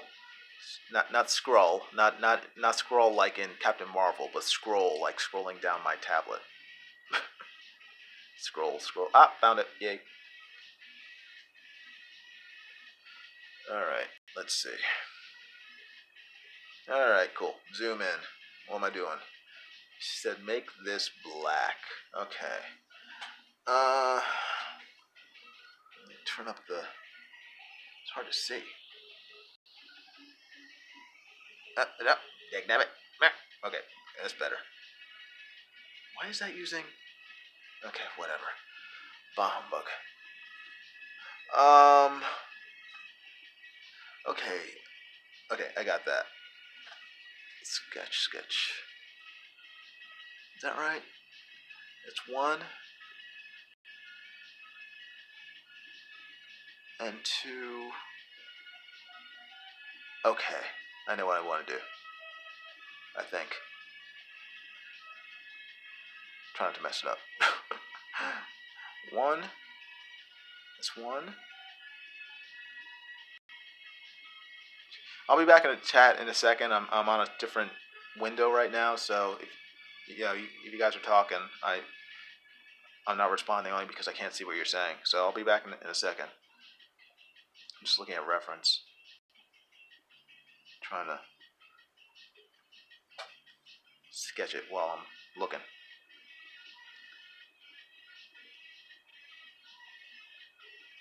Okay. Okay.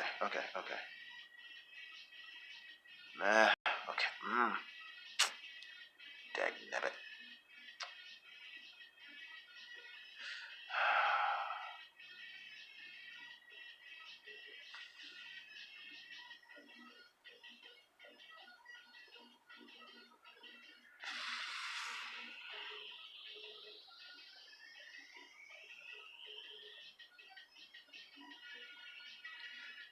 Okay, I think I have a good idea.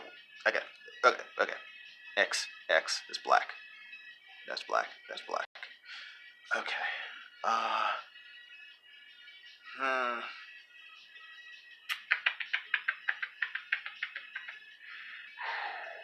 Trying to think. Hopefully I want this black as well.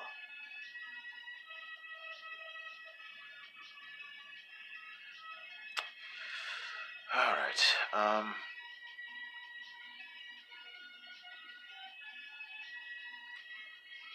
Okay, I'll leave that blue then.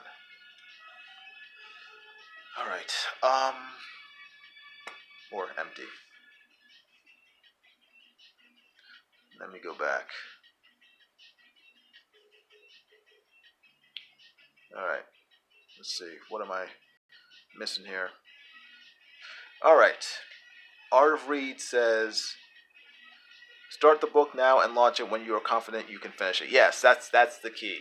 Either finish the book ahead of time before you do your campaign, or get a good head start on it so that once you launch your campaign, you have plenty to show people, and you know that by the time you reach that deadline that you've set up for yourself and you've told your backers, it'll be ready. That's the key. It's unless you're Mike Miller or Ethan Van Sciver, and you guys can draw, really fast, really well. It's best to get started ahead of time. So I definitely would have to. I would probably have to finish the whole book. Doug Tenable is another one who was who is a monster at you know, if you haven't gotten it already, his Bigfoot Bill. I got mine today. If you haven't gotten it, I mean, if you watch his channel, Duck Nable's channel, he drew the entire book live on his channel. He would do live streams every day, drawing a different page every day, and so you could see it being made. I mean, the guy pumped it out, and he did a fantastic job with it. So yeah, but those are all skills that comic book artists need. The ability to draw fast and produce quality work on time. So if you want to be a comic book artist, like me, I I've kind of always wanted to be one. That's a skill that I definitely need to continue to develop because it's important. Okay. I guess think what am I doing? What am I doing? Okay. Should probably use the other pen.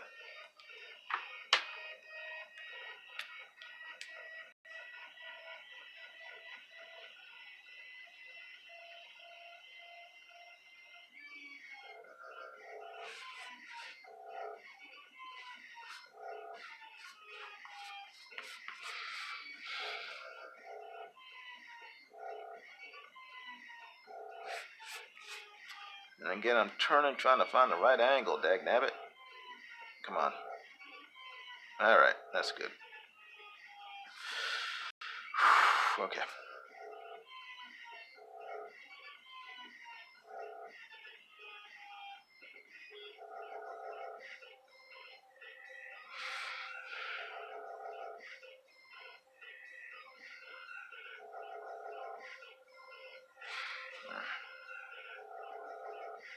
Better.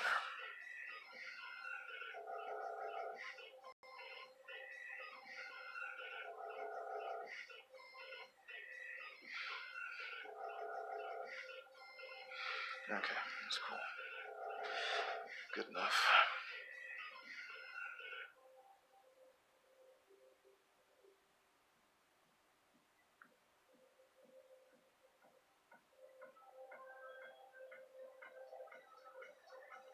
Alright.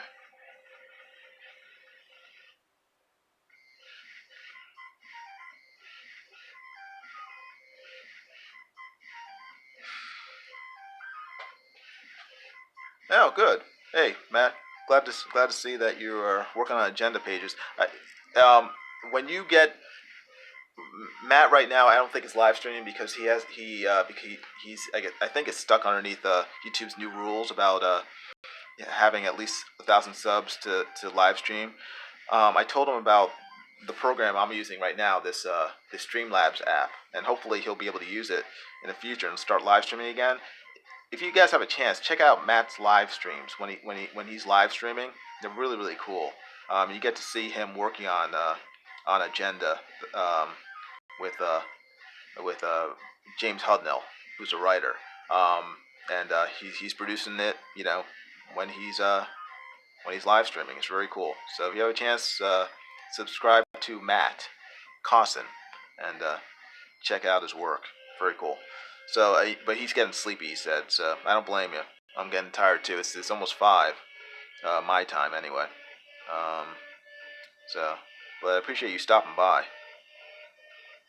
Yeah, definitely. Just try to download it from the App Store on your phone, or or your tablet, or whatever you use to live stream.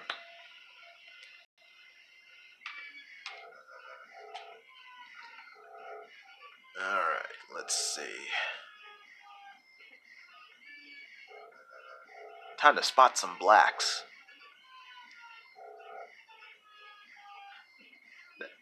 If there's one thing that I wish Mike Miller would do more with his inking, I wish he would spot more blacks, because a lot of times when he inks, he does cross hatching, but I always think that it would have a lot more impact if he spotted his work, his blacks more. I've seen him when he's done heavy blacks on some of his artwork, like he's done drawings of Catwoman, and Black Panther and stuff, and it looks so fantastic whenever he puts in solid blacks. I wish he would do that more.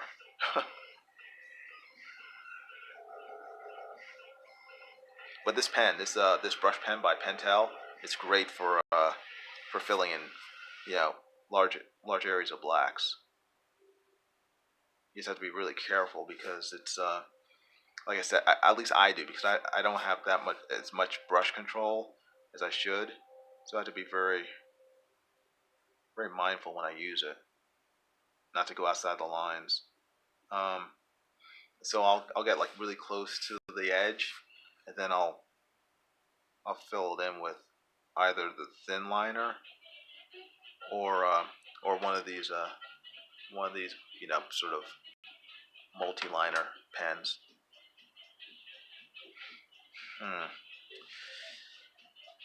Let me fill that in. Popfire wants the brim of the hat filled in black. I kind of think it looks better not filled in, but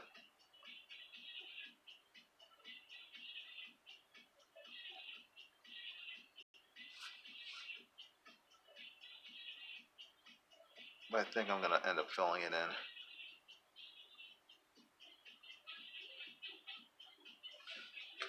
I mean, that's a nice solid black if you can see it. So yeah, the Pentel brush pen is great.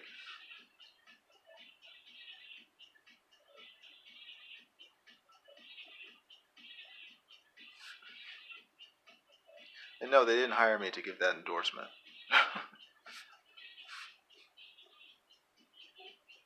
I'm just saying.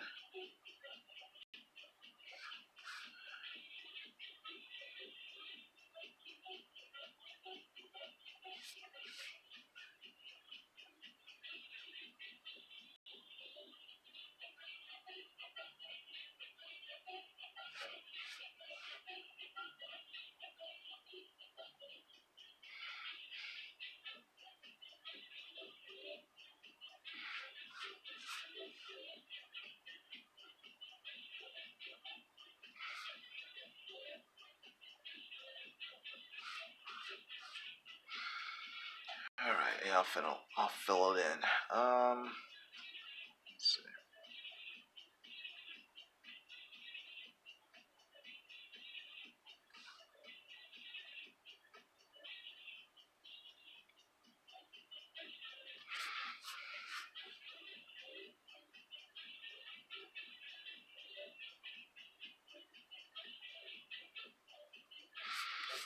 All right.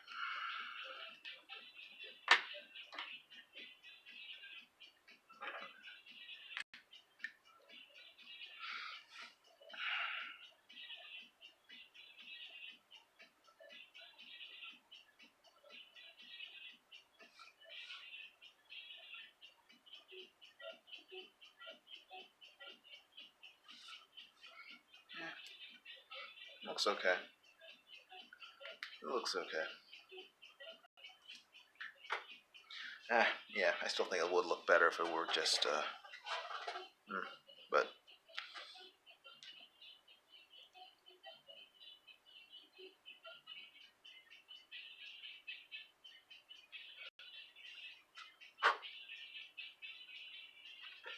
let it dry a little. Let's see. Right now I'm just looking at the areas that need a thicker line width because they're blending in too much with the background.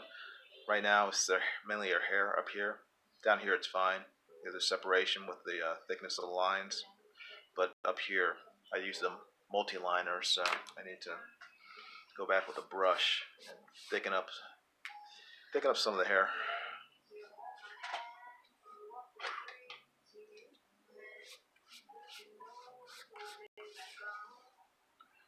Let's see.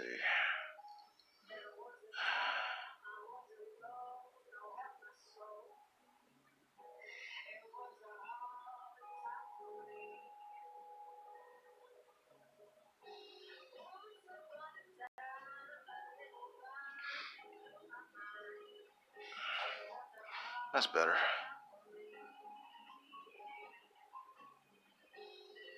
hate inking, and then my shadow gets in the way. It's just like, like.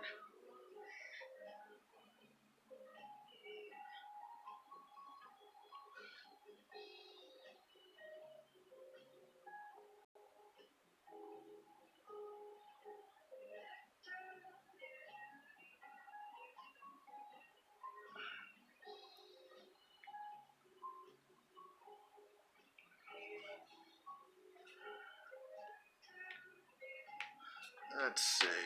Let me try this.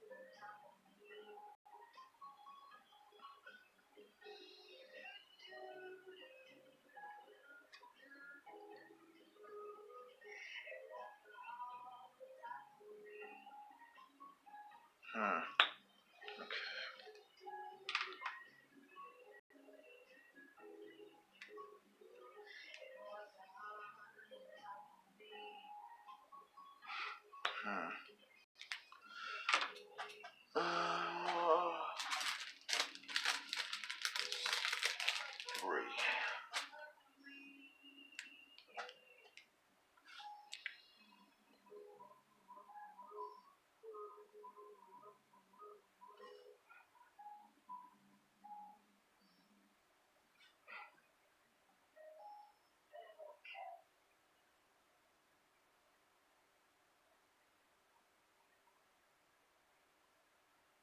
Okay, that's better.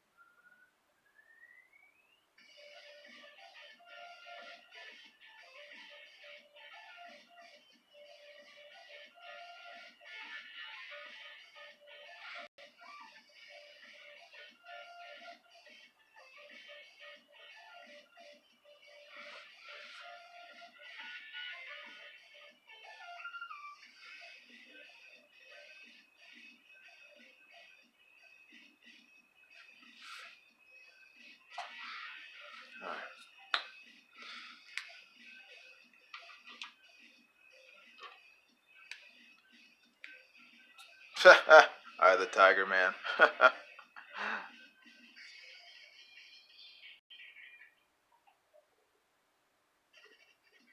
Okay, I'm pretty much done. Oh, over here. Forgot.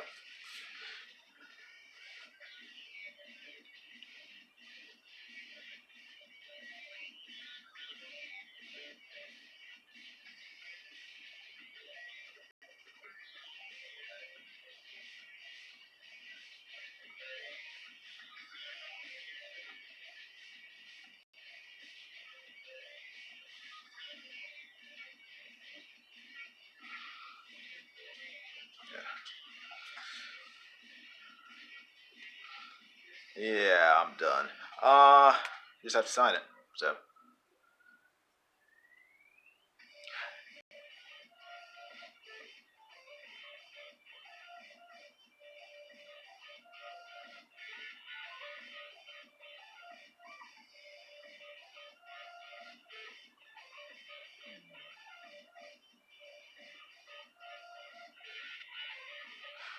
okay, that's it. That is Pope Fire's Starfire. I think that's showing up. So,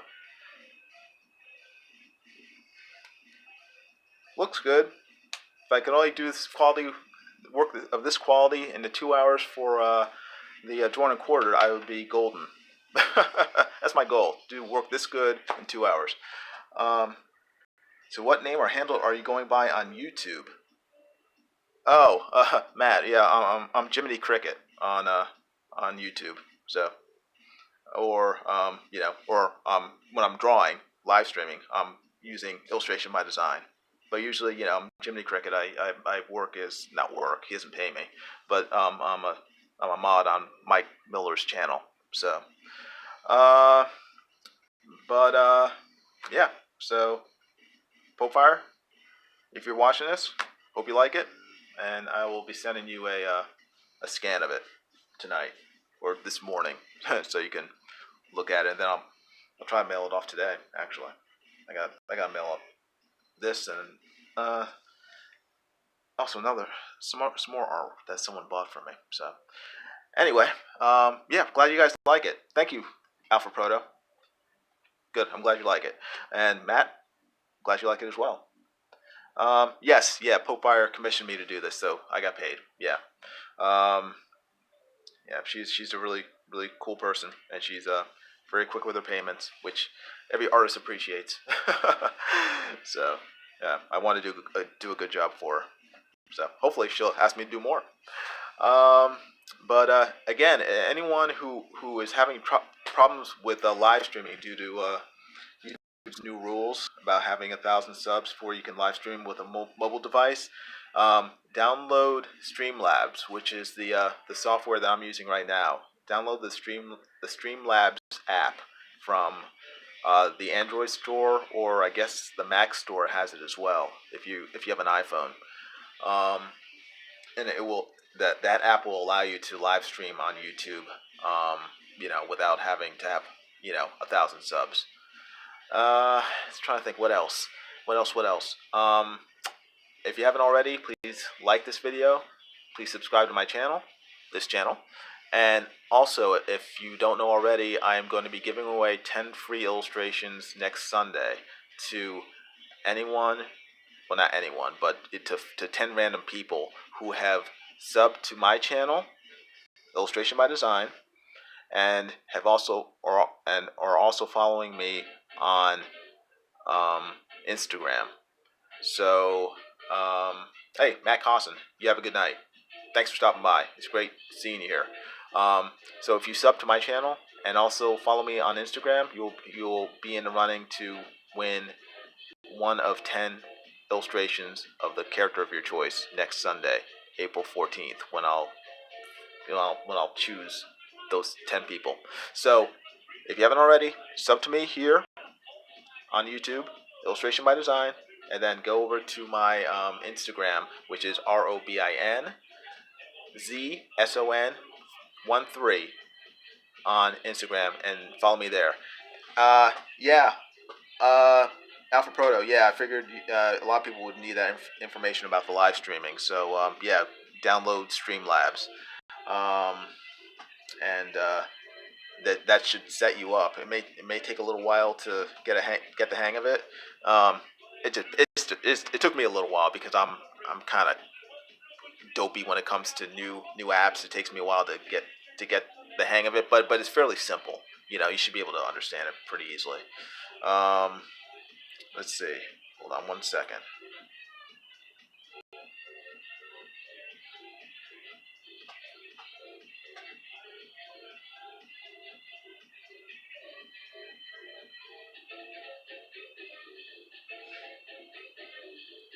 Okay, there's my Instagram information. So go to my Instagram, follow me there. sub to me here on YouTube for a chance to win one of 10 drawings next Sunday. I think that's it. Thank you very much for watching. If you're watching currently, or if you are watching later on, thank you for taking the time to look at this. Look at me finish drawing. Starfire. I appreciate it. Thanks for your time. Thanks for your patience, and I will talk to you guys later, either in another live stream, or I'll post another time-lapse drawing of me doing something. So anyway, you guys take care. Have a good night. Have a great morning. Have a great day, and I will talk to you later. Okay? All the best. Bye.